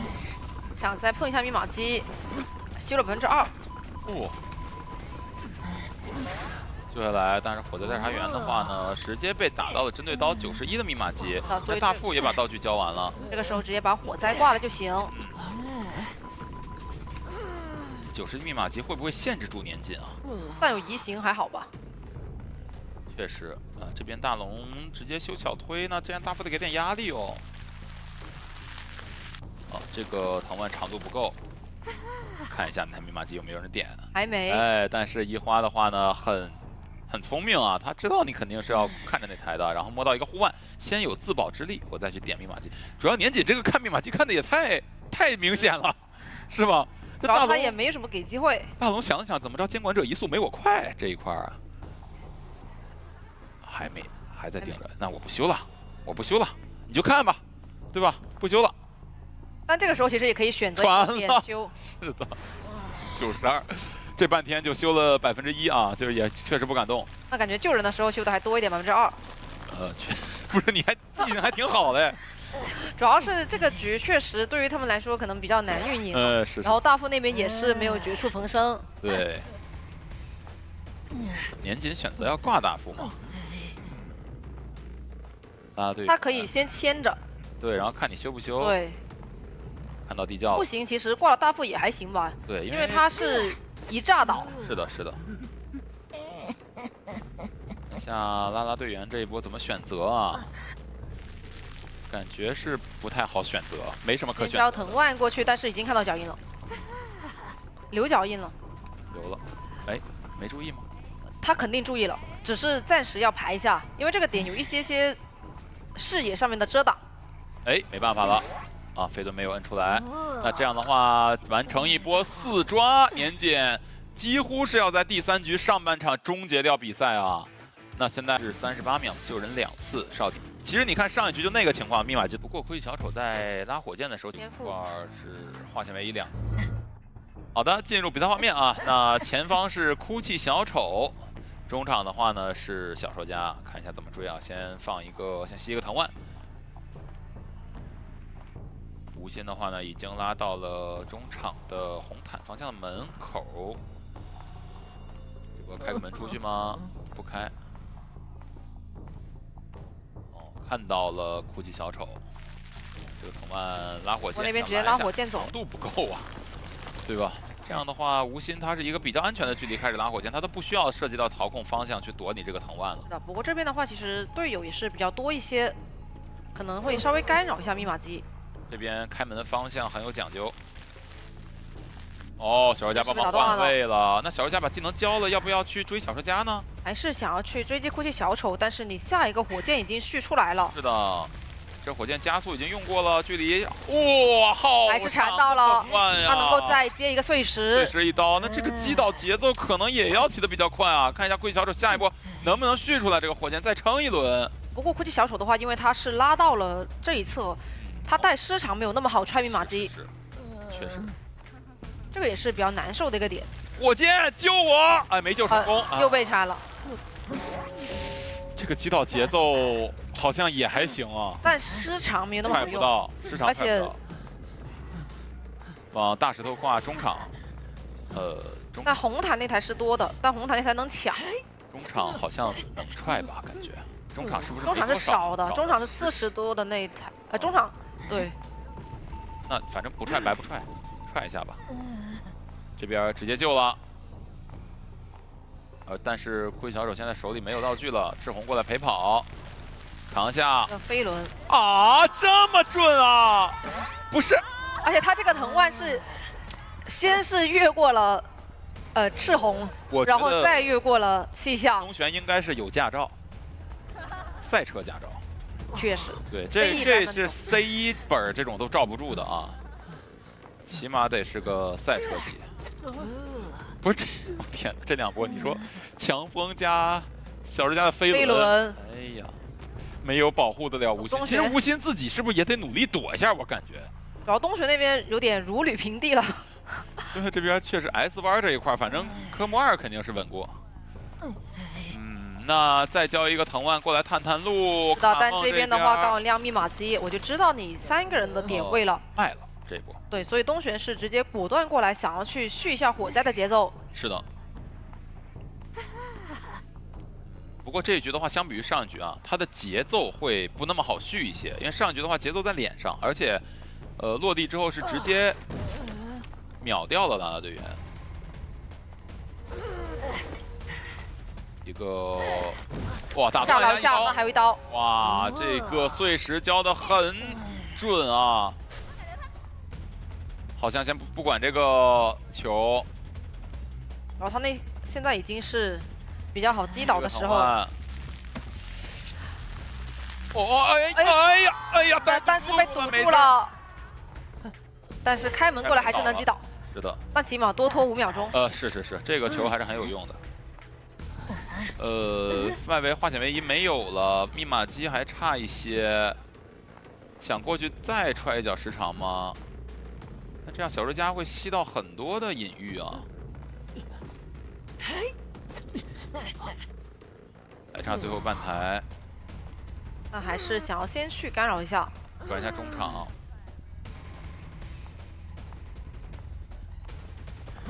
回到一刀，然后把人救下来。小说家这边隐喻跟着。哦，下板，这个板子下得很好。这边看一下怎么开这个门。但最后一台是已经在修了。是的，被控住了，击倒。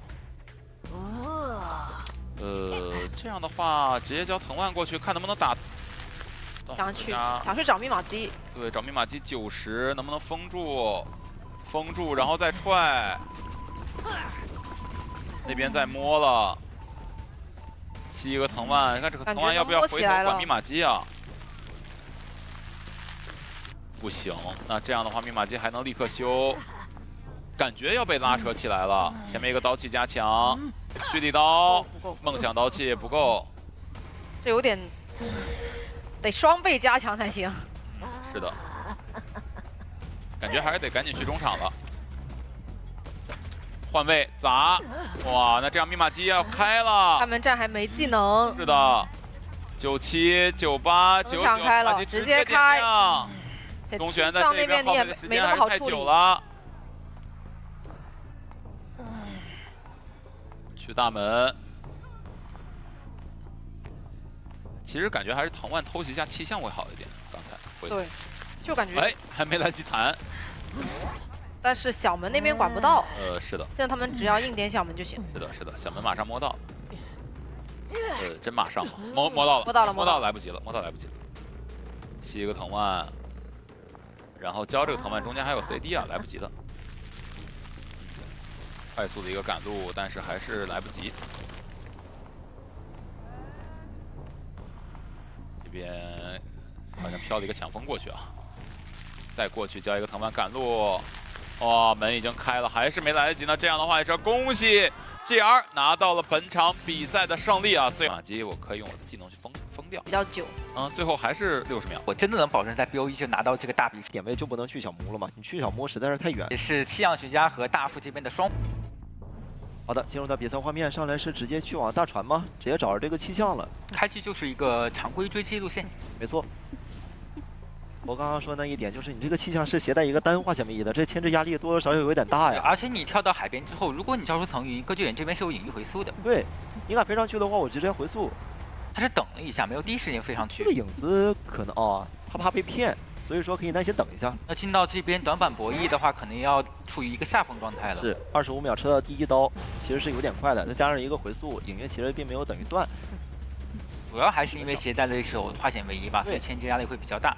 这风稍微吹走，但现在密码新办呢，因为是中场应该是没有密码机吧，没有刷密码机，导致这边中场人是只能跑到海边来。还是有的，也就是说小船那边的密码机是被封了。哎，是的，再交出一股层云，拉开一下距离。那进到前面的话，可能没有特别好的交互区域了。对，而且前面那个板子应该是身位不够进到的。一个蓄力刀，也是直接今天防他的一个飞轮。对，那这样子，监管者在携带失常的情况下，是可以把它往中场附近进行一个挂移的，对，或者是海边。这个密码机应该就是最少那一台了，40的，它可以直接去踹一下那个海侧。哎，是的，更多。要是想踹得更满的话，就是踹海侧，当然你踹脸上的话也是很赚的。这个直接过去了，这60的一脚，求生者其实真接受不了。而且这是一台96的密码机啊，你踹下来之后就差4%的进度。这就是我们刚才聊到的观众效应，你要去卡的话，就可能会面临这样一个监管者携带失常的风险。没错，这化险为夷救下来之后，其实收益并没有太多，只是为了给一个队友的密码机进行一个拖延啊。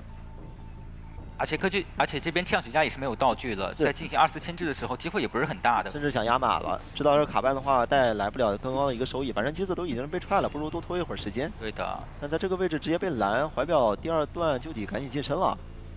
他们可能也是考虑到只有携带2个化险为夷吧，并且一个化险为夷还在椅子上。再躲第2段，现在的话只有第3段了，想直接打出来逼救，不想让你大副再进行一个卡时间了。想追一个这边狮子的双倒，而且还追到了。那这样隐匿回速的话，倒是在 CD 看这边磊磊能不能再进行一个牵制了，感觉很困难。现在他打了一个大副的双倒，一旦要是说把这个气象也解决了，我给你完成上挂，我回头再把你这个海边或者说是海边木，我再给你踹一脚，这局面你求生者能接受得了？是的，而且还有可能会找到这边的狮子。对你故意倒地下室，但是我不挂，我可以故意给你挂到中场啊，还是要挂地下室吗？这个人毕竟已经是个挂飞了。可能觉得他隐喻横跳速度比较快吧，现在去赶去海边，时间也是完全来得及的。对，节奏对于监控者其实挺好的。狮子这波也是打了一波反心理，没有往海边进行倒地，而是往中场这边进行倒地的。是的，反方向想嘛。那往海边走的话是马尾这边的木偶师，没错。马尾在这里卡一个耳鸣，让监控者找不到这边的大副。他现在得顶很大的牵制压力，至少得牵制说是那边大副起来之后，并且能起到心电才可以。因为第一个人他的牵制时间并不是很够，所以说需要第二个人来弥补。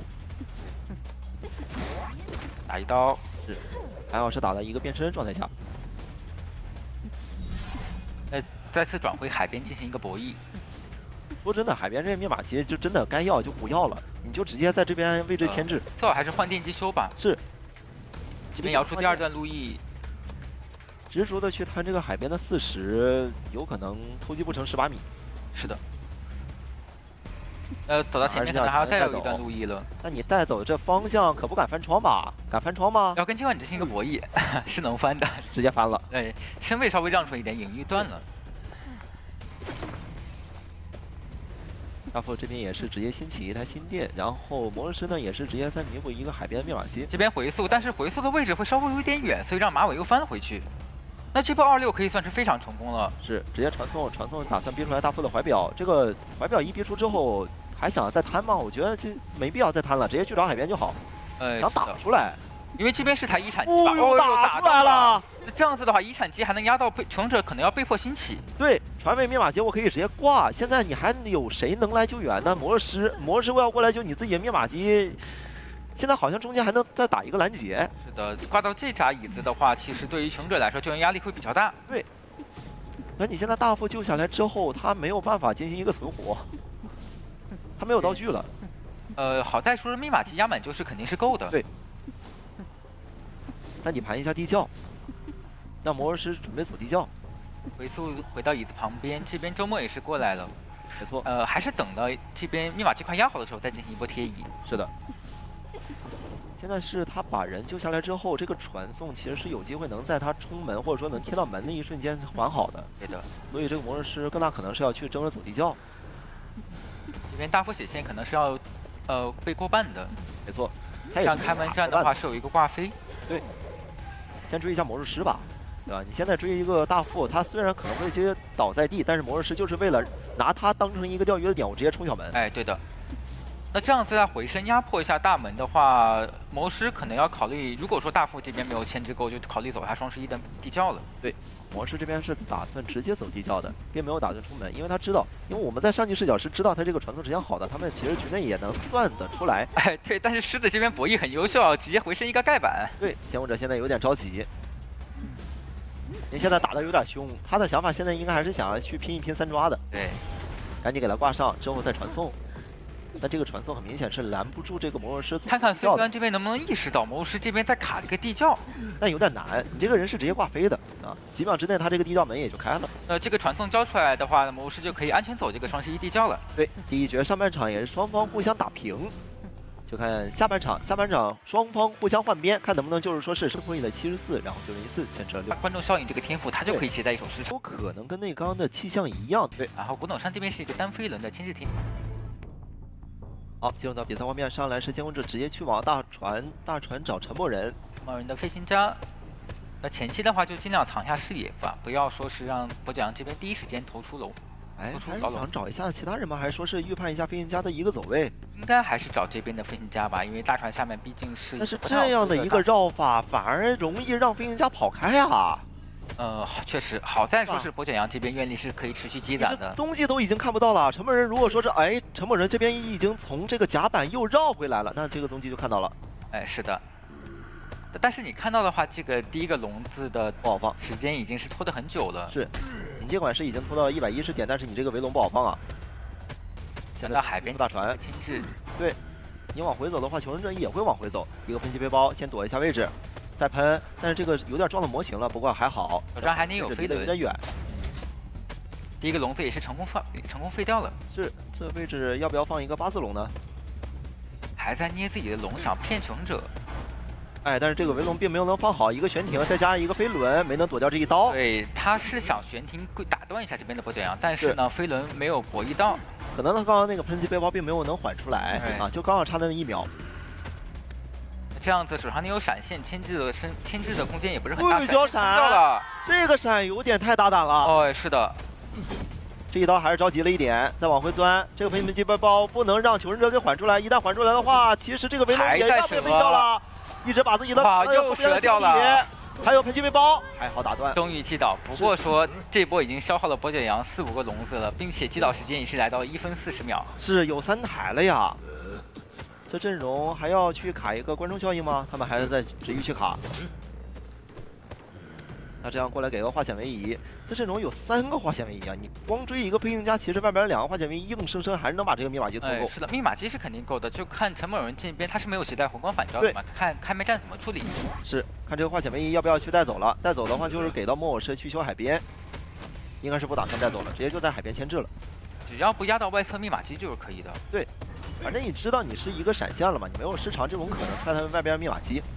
直接击倒，然后往海边这里面倒拖一个挂蚁时间。对，大船密码机也是在进行破译，然后古董商好像是已经过来帮忙了吧？他已经在转世了。对，他是一直摇着自己的棍子，但是来得及吗？来了，好像是来得及的。这个椅子是能守的，那兔子一鸣现在就有点难受。提前放下来，想打一个古董商的状态。没有，他是放一个围龙，想要直接利用一个侧边钻过来，直接放椅子。这波很聪明啊，化解掉了古董商的这波 OB。是的。因为古董商并没有在一个椅子附近去进行一个 OB， 那这里想迷救打了一刀，那古董商是能接受这一刀的。对，给了一个2连止戈。对，让南过去进行救援，再打一刀。那接下来看要不要进行一个陪跑吧。如果不陪跑的话，那就是把这门人卖掉进行一个保平了。他们认为跑路也是需要一些时间的嘛，所以密码机现在就不太够，想让陈某人自己进行牵制。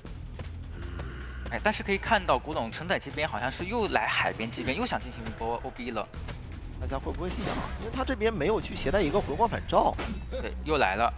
那这波的话，看能不能废掉一点愿力，或者说是打下来一次呢？也给圈了起来，但是这里圈的影响不太大呀。他来得及还是能打出来这些机关枪的。回民及时放下，再拿一刀古董商的状态。没关系，闪现时间呢现在还有一个10秒，承载的话现在是能接受的。愿力是刚好能续出一个龙的，然后再打一个椅子旁边，再打这一刀吗？没能打到。再罩住，但你罩住之后，他还是在椅子附近呢。对，是这个笼子的话起到效果不是那么的好，很果断，直接切出了一个兴奋。稳先把这边飞行家淘汰，是先保平再说。那承载这边的话也是应该是有一次机关枪的。对，而且这边海边是有一个地窖。密码机的话没有办法第一时间贴到，所以还能再起一波上瘾节奏。好像差的是船尾的，这就是压观众效应的一个风险性。观众效应就是会这样，你故意卡这个99，到最后还是要利用自己一个跑路路程再去补这台密码机。对，密码机快是快，但是跑图也要花时间。对。这边过来进行救援，2个人都是携带回光返照的。打一刀稳定救下来。是。刘月都有回光返照，就看你这个将者想针对谁就针对谁，其实都可以。想去先赶一下这边踢小门的木偶师。对。这里要等一下自己的愿力。直接开掉的话，手上技能还在 CD， 木偶师的话在木屋牵制，并且愿力有点续不上。没错，他也有自己的一个诗句，有机会拿这个诗句去躲这一刀。这八字好像没有挡到，那但是自己的传送还在 CD， 所以说不太能对大门的求生者进行一个拦截了。大门是能开的，你拦不住。你现在才到一个15秒，门就已经要开了。所以这样的话也是完成一个平局，求生者应该也是没有什么想法了，毕竟你这个地窖是在一个海边，真要过来的话，这可能会给到监控者去争到一个3抓面。那双方都是在第一局互相保平，哎，握手言和。对，哎，这边是牵制了81秒，破译了。这个路头怎么去发挥？变手，没错，中间收益就没那么多了。对的，这边好，进入到比赛画面，上来的话要不要在这个窗口先下个夹呢那？肯定要再下，因为既然选在，既然都选到这里了，是的不下白不下。没错。翻过来之后，先找一个2层阁楼。但是弓箭手这边也是警惕性很高嘛，直接把甲门进行了一波拉点。这个踪迹不知道看没看到，应该是没能注意到吧？他可能是在打一个反向预判，觉得你弓箭手是直接往马路基这边方向进行转点的。那往这边找，那就属于白找了，因为这边没有人。承载师已经跑到那边一个校门的位置了。对的，那这样子耳鸣再次亮起，是中场的佣兵给你的耳鸣。对他知道2层阁楼是有个人了，但是你过来之后，这个佣兵还没翻下来吗？哦，翻下来了，也是藏住了自己的一个身影。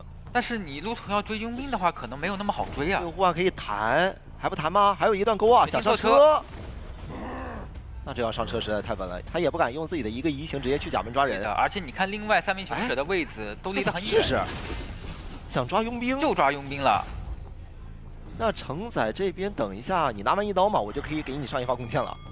看看要不要打进行一波撕裂指辅助吧。先拿拿一刀，这刀反正也没关系。弓箭手可以其实给他上了一点撕裂指，这样的话是的能让他这边的一个连续练爪。现在有个问题啊，就是你既然选择追佣兵，那你就要承担佣兵他有3个户外的一个溜轨风险。对，现在第2护腕也直接弹出，想直接去墓地吗？这窗户可是有夹子的，不能去。得再交护腕去那边红雷霆进行一个牵制了对。，还得再交。交了一个90度的护腕。那这10秒钟就是钩锁 CD 的10秒钟，对于佣兵来说肯定是安全的。是，密码机现在已经是2台半了，先下个夹，把窗户这个交互点给它封住。这样的话，你再想翻容易打的，直接勾到一个震慑，来得及勾吗？勾回来了。哎，那这样这个气囊是差一点点时间。对，气囊如果说是能卡住，兴许能只是震到而已。不过这个击倒时间啊，对于求生者来说绝对是绰绰有余了，已经来到2分钟了。不错，没有地下室，只能挂到旁边的一个就近椅子。旁边这边就是一个沉默人，让沉默人先过来给个化险为夷，让他倒走。对的，独栋不能倒，只能倒的一个墓地。只要倒一个角落的话，只能倒墓地了。直接利用钩锁刷出第一波化险为夷，不给任何机会。对，不想多给存在感，所以说他想把这个钩给躲掉。对，佣兵利用这个化险为夷时间，尽量往墓地方向进行一个牵制。是的，弓箭手再过来，想 OB 拖一会儿时间，因为他只要能拖够20秒到30秒，其实这一局就能把这个密码机给拖够。不止一鸣是想要一勾把他再勾回来一点位置，能让自己少挂几秒。对的，但是承载这边的话好像有点来不及，来不及，只能让他救援了。外侧密码机的话，可能得救下来之后再进行一波陪跑，才能把密码机打够。对，接下来打的一个流程应该就是弓箭手把人救下来之后就要帮忙扛钩了，只要能扛到，接下来撕裂值就要给这个兔子一鸣给上满了，对吧？不管是你的练爪好也好，还是没好也好，他一直会给他上这个撕裂值，让你原地罚站。哎，先提前把钩子交出来，先上一点撕裂值，看给的压力大不大，直接先帮忙扛，这刀能打住吗？先等撕裂值降完之后再打针对刀。哦，打到针对了。那接下来弓箭手就可以进行 OB 了。那兔子一鸣这边也可以直接选择切底牌的，哦，不想切像刚才一样切一个兴奋。是的，他现在想要直接击倒承载。承载这边确实是一勾倒的一个状态，兵弩交出来，但是还是被成功击倒了。对，没能躲掉这一刀。2个人想要混一下这个位置，能牵错吗？牵到了一个弓箭手，密码机现在已经97了，98、99，刚好差1秒。1%，再补上一个撕裂值。是，这1%要是能亮起来的话，弓箭手就是起身给你一发弓箭了。是的，差一点点时间吧。这里一晕，那现在门还没能贴上，因为密码机开的比较急嘛。兔子一鸣这边好像有点想先在墓地门这个方向先放一个夹子，对，然后再传送过去。但是那边求生者警惕也很高，没有人贴门的。是的，没有人贴，中场是地窖，看求生者这边能再去怎样拉扯了。 2个门同时放个夹子，会想着把这个挽留拖掉，应该是。门现在干脆就不贴了。是的，但是挽留时间会有点久啊。如果说这个时间段被兔子一鸣排到人的话，可能不太好进行一个牵制的。对的。一旦要挽留，要真拖过去，他只能找的就是这个弓箭手。再往独栋方向去排一下耳鸣，这个耳鸣很神秘啊，兔子一鸣没有办法判断出来是在哪个方向，第一时间。是的。那这边是右耳鸣，好像是嗅到了前面的白纸。过来直接找，想击倒了，因为不止一鸣知道你想要拖挽留，那我就在这个挽留期间赶紧解决掉一个，对啊，反正你这边再去贴门呢，还是有一个夹子的。先封吧，先封个夹子，然后阻挡一下你的转点路线。对，有陷阱，这样一勾，没有办法勾过这个障碍物，障碍物还是比较高的，再勾过来，前面的话可能就不太好进行一个牵制了。是一勾过来之后，确定他是没有飞轮，哎，哦，还好，他在等，他在打骗那个飞轮。是，他也担心，他没看出来刚刚这个窗弹已经是弹出来了。那这样子的话，学校门好像是刚好可以开掉的，只能说是把火带调查员挂到中场的椅子，完成一个平局了。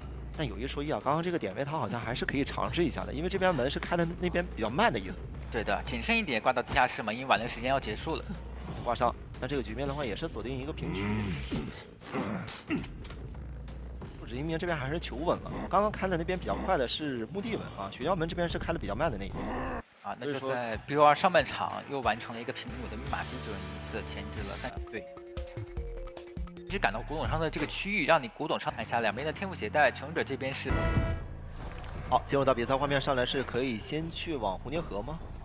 也是可以先赶一下这边的飞行家吧。磊磊这边直接回头走的，很大胆，他这样子回头走的话，就可以避免说是被监工者进行一个赶人了。对，赶到一个甲门方向。那虽然是想要直接追往红泥河，他刚刚其实也是没有看到这个限制的位置。对，打了一个视野差吧。途中这边是地下室，两方现在应该都发现了，等一下必须要牵制出去。一倒一个地下室，逃脱大师可转移不出去啊。是的，前面这个蜡没有续上，那44的蜡可能要归零了。对的。哦，还好，现在一鸟已经是缓好了，看什么时候要。先交出自己的空气背包，再接上悬停，进行一个拉点。是，这波蜡像应该是要喷满了，那就看要不要去寻求一个先知一鸟的保护。要直接保，喷气背包还剩一个5秒，那这里的蜡像还会吃的很多，而且位置还要吃满啊。那这样子吃满上一刀的话，再进行一波转点吧，因为手上还有空气背包，去看这波移形的博弈了。已经直接接近，再上多层的蜡，可以进到前面的板区。是这个板区的话，直接上到一个70%多。但是因为你已经开出1阶的缘故，所以可以用这个蜡块封掉板区，但是板子没有封到，没能封到。但这里的话，您，哎呦，这控住了，拿到这最后一刀，3刀，只要过来有一个人进行救援的话，这一波就直接2阶了。对的，求生者的话，看要不要进行这波救援吧，可能得卡满了。对，想直接转位置，换到一个比较偏校门的位置，让狮子就比较好进行救援了。大师还不太好拦截逃脱大师的救援呀。是的，这个迷雾区直接就可以放了。再用自己的高蜡封一下甲门的密码机，是要现在放置吗？想进行一个卡半救。对，不怕了，来刀，别救援。参与到这边逃大师的状态，并且开出2阶，想故意倒到一个角落，然后让古董商 OB 吗？有点难。蜡像师毕竟已经开出2阶了，如果说这波 OB 没有 OB 好的话，可能局势会陷入一个被动的情况。但牵制肯定是做不到的，不如直接倒走。还是倒到角落去了。哎，还在进行尝试博弈，想多拖点牵制空间。这波倒是真的活出了化险为夷的时间，多拖出了一个10秒。这样挂上椅子之后，看求生者要不要卖，因为现在密码鞋它不够。对，就看你拉上师这边给不给身位嘛。如果不给身位，肯定是要卖掉的。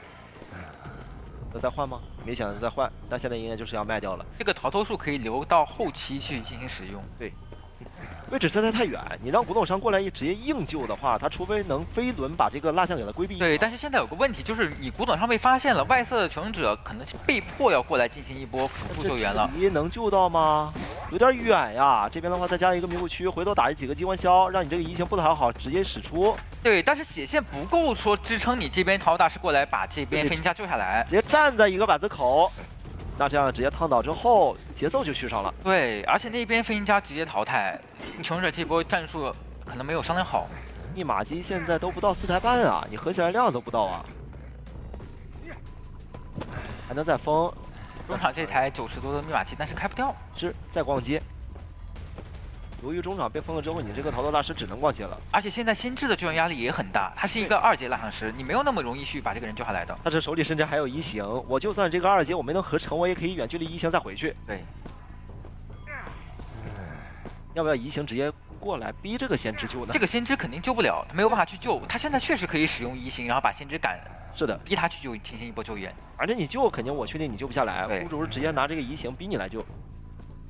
那边看到赌宗密码机在抖了，那就可以确定说墓地的先知这边是没有办法进行救援的。找到吗？虽然这边是找不到这个先知的所在位置，所以他不敢大胆直接使用移形，他大概能知道先知肯定是在墓地里面去卡着人的。但他找不到他人。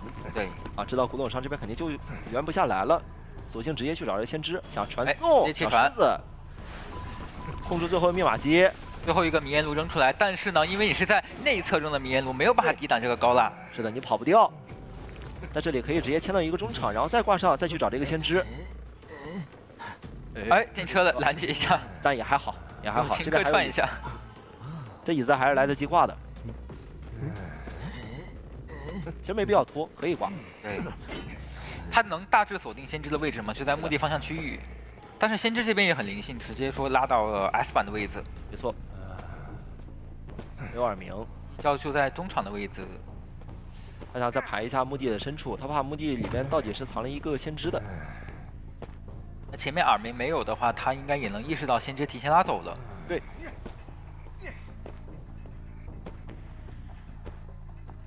然后再去找。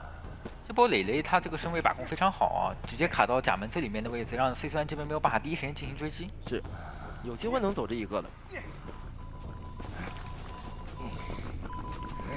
让桃花大师还有一个25秒就会被淘汰，看磊磊这波能否顶住压力跑一个了。耳边盘出来了，已经看到人了。看到了。那这位置有点远呀，不太好来走到这个地窖啊。他现在可以一直站在这个地方。对，他现在还有传送，等一会儿传送好了之后，我可以过来直接赶你。我外围我直接拿了你一刀，我传送直接传到中场，我再去拦你。哎，没错。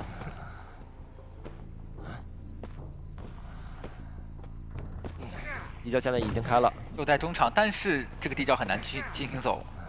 三安不急啊，一直在骗。哎，有点是迷失到这边先知的方向吗？有点找不到了。但是磊磊这边也不太敢太草率的过去直接冲这个地窖。对。但是先知这边已经是冲过来了，哎，这边的视野上发现了。这个身位倒是给出了很多，对手上的话有个飞轮，那这个地窖当时好像有机会了，飞轮直接冲，哇，跳入了这个地窖。那这样完成的是一个3抓，求生者也是成175牵制了21秒，求生赢4。有什么机会的？打后伤手艺，你守门人，那你左边如果没人选，那监控者就选了完人之后，看能找到谁的机会。好，监控者上来是先去往中场把密码机先干扰一遍，那你这个磊的都没有办法进行一个破译的。然后再去吸一个藤蔓出来，是想找一下这个周末吗？那走位方向是偏向于弓箭手的，对。这样子的话，应该就是在大房对你的弓箭手进行一个追击了。对，但对他其实没有什么多大的想法，想再去找这个小石家，但小石家也没破译，也在拉点。是的，求生者的警劲还是比较高的，所以你这样换节奏不一定能占到好处。一直在看，回头想找一下这个弓箭手了，不想再逛了。你要再逛的话，这样被拉扯，其实拉扯就有一台密码机了。哎，弓箭手这里的话被逮住了，有点大胆这波破译。那手上你也有藤蔓，看要不要进行释放？要放出藤蔓，往左边一拐，右拐，哎呦，着了！那这个拿到节奏还是比较快的，虽然说前逛的时间有一点。你虽然有一个50秒，但是你所有人都在逛呀。对，原地等一下撕裂，直接交出移形，再次续上藤蔓。是的，飞轮顶掉，但是脸上拉不开。是的，一个后撤的，但是你这没有什么用。对，这个飞轮如果是反向去飞轮的话，就会面临一个问题。我虽然能顶掉藤蔓，但是我的身距拉不开。这节奏合起来都没有一台啊，怎么打？还是得过来给个化险为夷，然后想尽办法帮弓箭手扛一下，让他起了一个26。好在说是监问这边移形交过了，是，但是呢，没有特别多的手段能把你这边弓箭手保活，唯一的机会就是拉队员打击力。没错，就他这样的一个牵制时间，哪怕把移形交了，他也不亏啊。我后边可以再缓出来一次。这边的话，守门人感觉好像考虑要压满去进行一波救援了。反正不管怎么样，你一定是要救援一次。但是这波救援压力也是很大的，因为梦幻小明现在手上是你有2个碎石加1个藤蔓的。这2个碎石，你谁来谁不怕呀？看守门人怎么进行救援了。血线还是比较充足的，提前下铲，提前椅子。小技能过来，打从过来之后，先把这个地上吸取能量，给你困住。先放一个荆棘，等你出土就定点炸一下。对，炸一下，炸没炸到。一出一刀，想预判一个震慑。弓箭手这边也是第一时间补上撕裂，招出藤蔓。哎，那这个撕裂值补的可以说是效果很好的，是，很准。然后小热家想要过来帮忙进行一个砸板，规避过来的话直接换视野再招。藤蔓。对，这样的，哎，但是有点走脸上了呀。是的，这个输液可以算是被迫然后招出来的，因为你不招输液的话，弓箭手这边就被直接击倒了嘛其。实我想的有点少了，我刚刚想的是你这个小热家直接站在一个板区帮忙换位，再一个砸板，不是挺好？好像身位不太能够到站到那个板子，就来不及。他没往那边跑对，啊，主要没防到这一点。这里先挂上，密码机现在外边等同于差3台啊，而且手上移形也好了，是你小人家牵制压力还是很大，直接到脸上。你刚隐喻已经高了，不不敢敢翻，翻了就是震慑。直接拿刀。那这样子手上你飞轮交过了，我还有藤蔓，并且这边是一个相当于是直线通道的位置。对，梦幻小迷打的时候还很细，我出刀完之后直接一个后扭，不给你视野，不给你吸这个隐喻。对，那这样直接击倒小回家的二手节奏也续上了，并对且你的密码机可以看到还有3台密码机没有破译。这局面可是奔着4抓去打的。没错，而且脸上的密码机也被压到了，并且花坛的密码机也没有把它进行破译。你怎么过来救呢？想要过来救敌是拉队员过来了，你守门人过来救，你肯定是救活不了，因为你密码机也被干扰，只能拉队员过来，拉队员过来给他一个激励。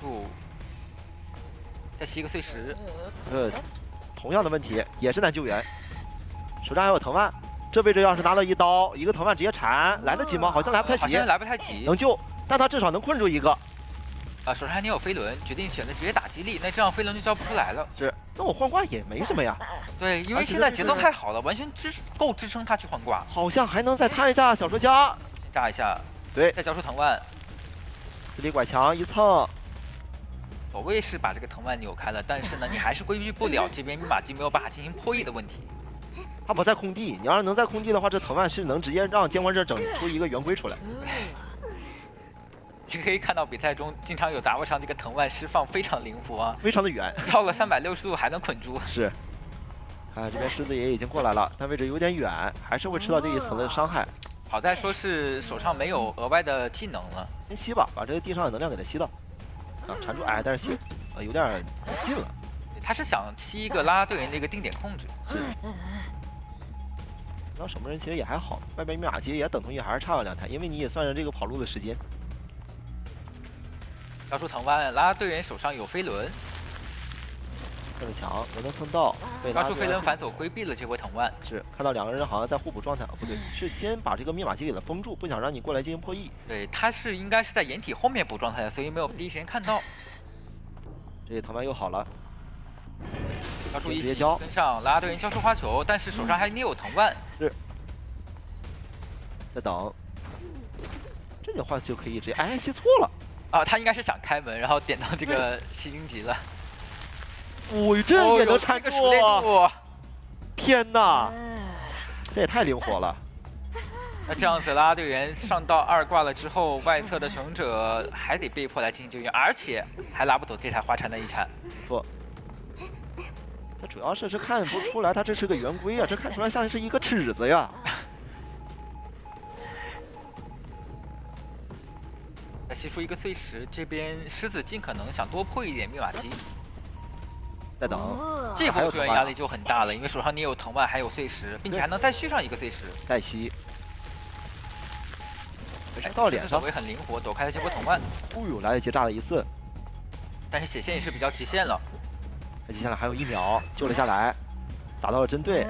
那这波打到针对的话，就相当于是梦幻小迷提前说进入到一个减员状态了。是，还想再摊一刀，这边守门人手上有碎石，骗到了，搞掉。哇，连续抽刀还被抽到了。这监管者可别让我在排位碰到，熟练度太高了，太恐怖了，闻风丧胆的。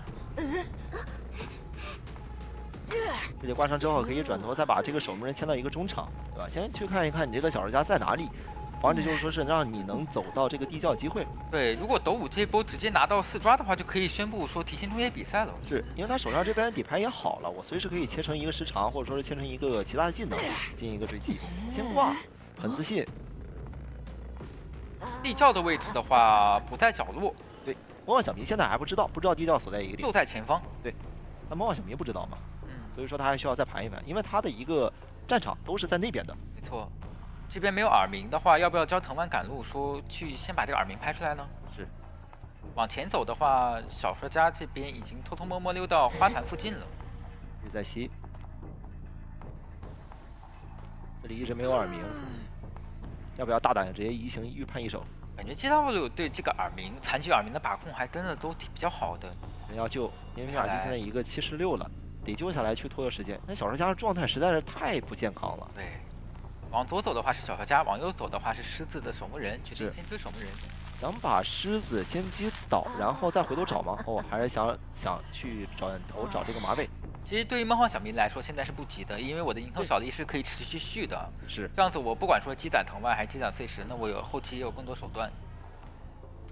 哎，这边它是一个挂飞，还有点撞脸了。没错，这有飞轮，预判一下飞轮，到了脸上，要反走。因为现在已经是吸出来了，但是因为是以炸倒的状态，所以输液没有那么好释放。飞轮一躲，只能接着进行追击。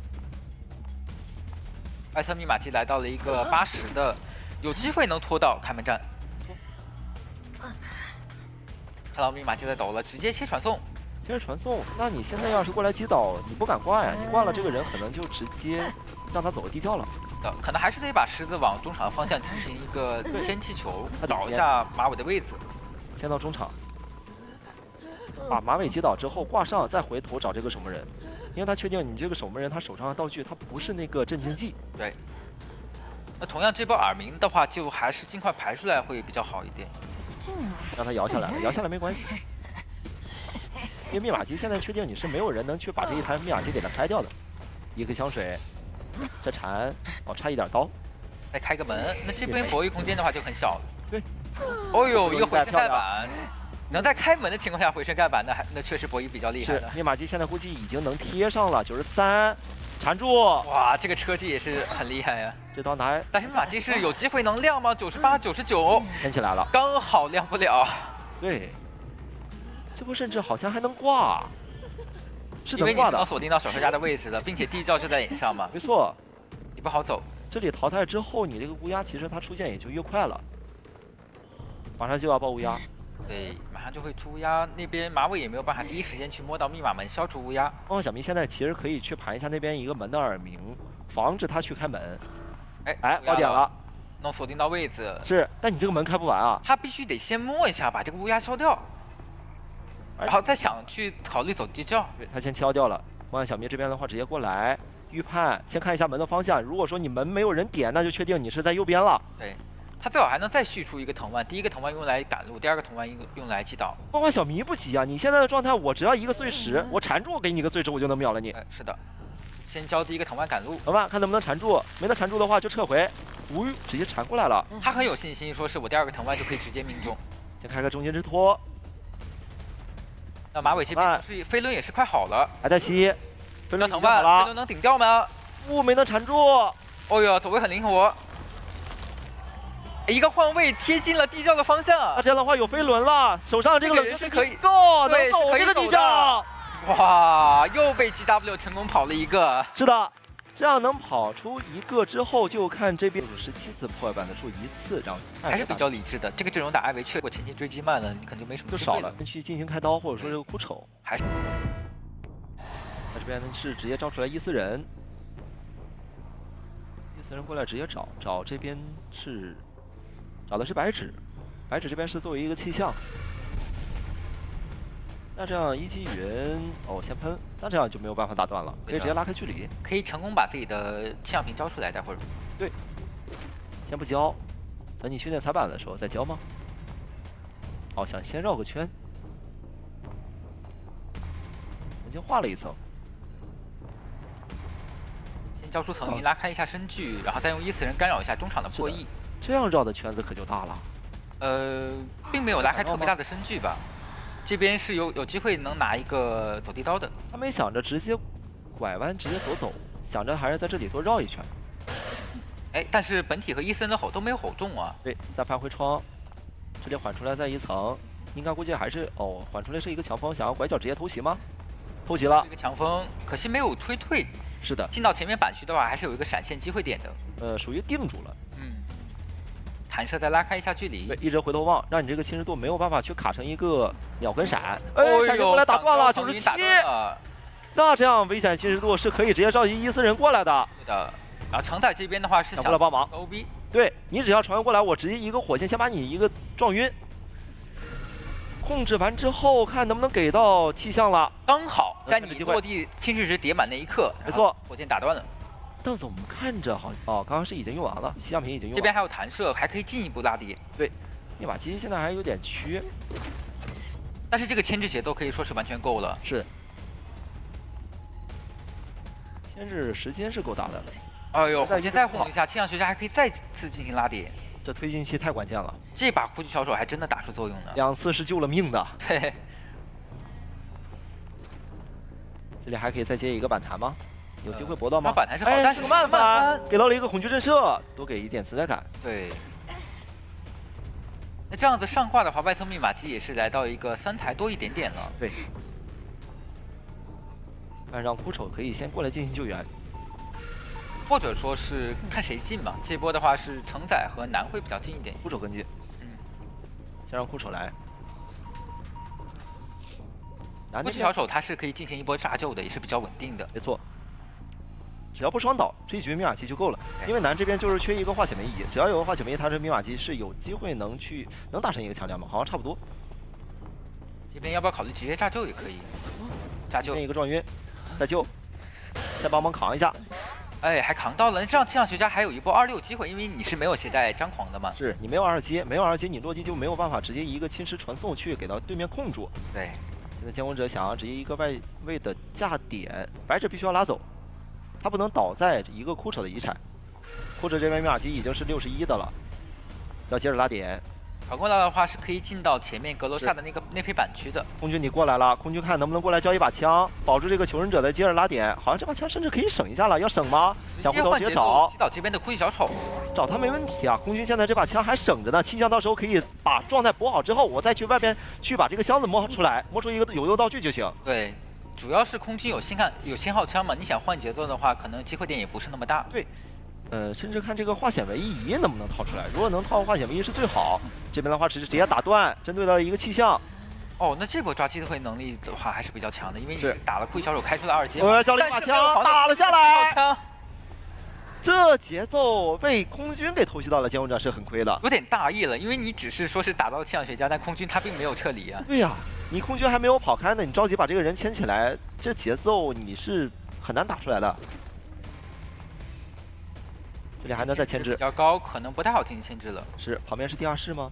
好像即使是个地下室，守门人其实也能去套出啊，也能过来进行救援。是的，还在博弈喷满，成功击倒，但是直接大心脏通电了。没错，有了回光返照的帮助，你这门也不太好拦啊。这局面其实很难去争一个4抓了。而且新市值找一下空军节奏，没错，蹭出一个板弹。前面的话，这个板区好像可以进，得交闪，哎，能省闪吗？好像能省，一个频道先击倒，但是他来不及挂。另一侧的门没有办法去管了，因为伊斯人和本体是在同一侧门的。哎，要挂了的话，那边的门可就开了。但是他就算去赶那边的门，也是可以开掉的。没办法，他只能争4抓。哎，是的。那这样子的话，就是求生者完成一个3跑。是的，白纸现在还在门外。哎，等一下，还有机会，是有机会能保平。这样土的话得帮忙去扛，但南这边的话属于是我先走一步。对，因为他们只需要争到一个保平，这把精神就有了嘛。是，那这样也是可以直接恭喜斗武赢得了本场比赛的穗穗。他其实他的有个表现，我觉得打到了1/4加演绎啊，是非常难能可啊。其实赛果呢，第1场是成都队的，排在第6位的是 TE，排在第7位。